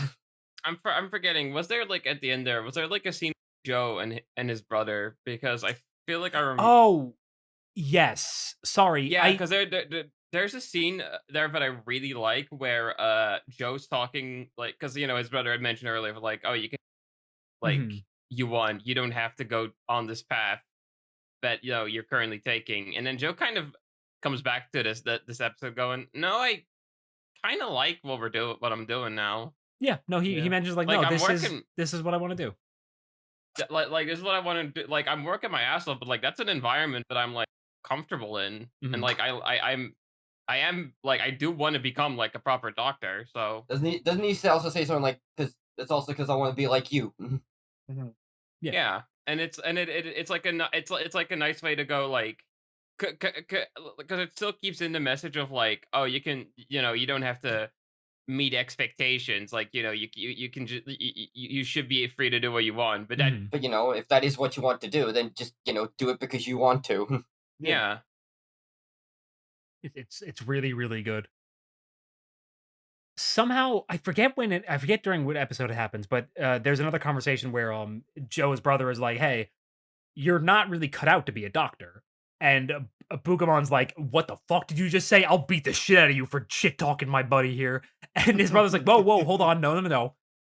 Joe faints at the sight of blood," and Bugamon's like, "Oh shit, yeah, Joe, you might not be ready for this." Yeah, I don't know about this one. It's really really good. That's always the thing I liked about Joe. Like, you look at him initially, it's like, oh, he's like the brainiac, the smart guy, and like the Yeah. responsible It's one. like, of the no, he's group. not It's actually like, that smart. Every he's time he actually does not like a that smart. test, he Like he usually only gets he like failed a. his classes. Had to go Yeah, like- take summer school. he had to go take summer school. He's not like immediately cut out for it. Like, he does not have a hand dealt in him where he is like naturally inclined towards basically all of the things that he's like wants to do. Mhm. So Yeah. he's just going to have to work that much harder than everyone to get to that point. But Yeah. he's he wants to do it, so he's going to do that. Yeah. Joe's a good kid. Now, unfortunately, I got to talk about the Dub Zone, episode 39, Yay! the woo! battle for Earth. There's a lot of this episode that's just the big fight, so I'm sure they squeezed a lot of shit in there. Oh my god. Yeah, okay. So, all right. So, name changes. There's a lot of fucking moves in this episode. Gaia Force obviously changed to Terra Force, which we know. Cocutus Breath Syndrome. is changed to Metal Wolf Claw because That makes But there's sense. there's not a claw involved in that I one. know it's a beam that he fires from his mouth, but they don't care. What Yeah. the fuck? Venom Vamdamon's Venom Infuse move just isn't named in the dub. They just don't say it. Metal Gurumon's Freeze Bomber was changed to Ice Wolf Claw. Okay. And Brave But just still Tornado not a claw. is Mega Claw. They really like that fucking claw. They like that Yeah. claw, including for a It's lot like of moves where the claw isn't really I a was about to say most of his moves. I don't think any of his his major moves involve him slashing at you. It's all like firing missiles or like an ice beam. Yep. I Yeah. guess the tornado move, like he's technically using his claws, but I don't know if the claw's like the thing that I point to in that move. But So, guess what the reasoning behind this is? what? Kaiser Nail is wolf claw in English. Hmm. So obviously the evolution just has to be other versions of that move. Oh, That's the reason. I see. okay. Yeah. Yeah. For whatever reason, during the Warp Digivolution sequence, there's a Quagamon sound that plays. I think they just got the wrong Digimon cry. Yeah. Happens. And during the Metal Garurumon Warp Digivolution sequence, they added in an awoo. That's fine. It was just Weird really that they funny. did that, but yeah, it's because fine. it wasn't there before, but they just added it in. I was like, yeah. Ooh. They gotta really let you know this is a Ooh. wolf. At one point, Izzy says, "Whoa, you creamed him!" And like, I had to stop for a was second. screaming. Hey, For yo, my life. creamers! Yeah, we on the cream team? Oh my god, War Greymon, you got him creaming for his life. Ouch. Oh, this is the point where they said Joe's brother name is Jim, so I said Joe's brother name is Jim. Fuck off. One of them says all for Mon and Mon for all. Jim. Okay. That's a good palm one. Yeah, I'm looking Yeah, at that's a good Belmont That's right the now. very It's that's the very good. first image. That's when she's sucking up the nutrients from the soil. Mm. Oh, she really don't like those fucking nutrients. Nah, it tastes like gasoline and candy wrappers. When fucking War Greymon's doing Brave Tornado, he says, "Time to wind things up." Beyblade, Beyblade. Let her Let it rip. rip. When Venom Ionosmon's dick mouth appears, it literally goes, yeah. He's kind of doing that in Japanese. He's like, I get you. It's so little bit. fucking funny in English. When everyone is like, when their crests are activating and they're talking about how like, oh, things are getting really bad, for whatever reason, TK is like, this is scarier than the movies. That's awesome. Vin Oh, Diesel great. voice. The movies. He's probably referencing the kaiju movies. Maybe. Who movies. fucking knows? Hey, Digimon plays during this fight scene, and I wanted to kill myself. Champions Fuck. of the digital world. Ultimate friends of the boys and girls. Hey, Digimon. Hey, Digimon. Champions of of the world. digital world. So it's been playing in every single fight scene in every episode, by the way. I just haven't been mentioning it because at this point it's a given. I didn't expect it to playing during this fucking fight scene, though. After everything's said and done, when they're not recognizing Salamon, because they changed that name for some reason, she says, "What do I have to do? Cough up a fur ball?" Because she's a cat. The cat. Kari says, "They don't allow pets in our apartment," in reference to keeping Salamon around. At what point, Tai, after Garudamon saves the plane, he says, Tai says Birdramon instead of Garudamon for some reason. Don't know why. At one point, Joe has an exclamation where he goes, "What?" And it just cuts off. Good thing you're okay. And then, one of the very last things in the episode is Jim saying, "You guys better get cranking." New Fortnite season. Get cranking. I'm cranking fucking 90s Morty. And that is the end of this session and the end of the Vamdemon arc. Fucking phenomenal arc. We are going to be doing Genuinely episodes. is so fucking good. Yep. Next session will be episodes 40 through 44. Which means We're in the we home only stretch. have 3 sessions left of this series, everybody. Or this season, rather. Three sessions left. That's a month and a half. Not a whole lot of time. And then as a special wrap-up, we will be doing our war game by itself, and then like a final thoughts wrap-up on the season as a whole. That'll be the final thing we do before we maybe take a short break before going into Adventure 2. It depends. It depends on how things pan out. But yeah, so all right, since Angel, you are actually here, how excited are you to continue the show? Because this is still new to you. 1 second. He loves it. Sorry about that. Excited to find out where the fuckers that are gonna ruin the meta in like a set. Okay. Fucking Dark Masters. Fucking Dark Masters, my enemies. I am Yeah, so so excited to would- find out what they're from. Yeah. Because it just does not feel like they have many places to go from here. That was a pretty neat wrap up. Yep. Well, we have 15 episodes left, so You sure do. and I'm really looking There's like a forward. bit of character stuff, but some cool shit left. Yeah. I'm really looking forward to the dub of Yeah. these episodes. Woo! Excited to start 02 though. Yeah, Yay! they're just one time. Guy who has seen the 02 movie, man. I should really get on the 0 show. Yeah. All Can right. can I give us an image to close out? Yeah, sure. If you want to give me something to throw up on screen there. What you just posted? Yes. Let me Yeah. see. Yo. Awesome. Maybe I missed it. I didn't see this in your like No, slideshow. I did not have this one in the slideshow. Just it was it was obviously just for the Palmo, but then I didn't notice the Sora face. Yeah, the Sora face is also very good here. I have to shrink this down quite a bit. Oh, and there we go, everybody. Look at him. Look at them all just smiling. This Palmon is incredible. Yeah, I love They're this smiling face. because they just subscribed to DigiVerse DiveCast. You're right. Did you know that only like legitimately like only a third of the people who watch these episodes are actually subbed to the channel? It's insane.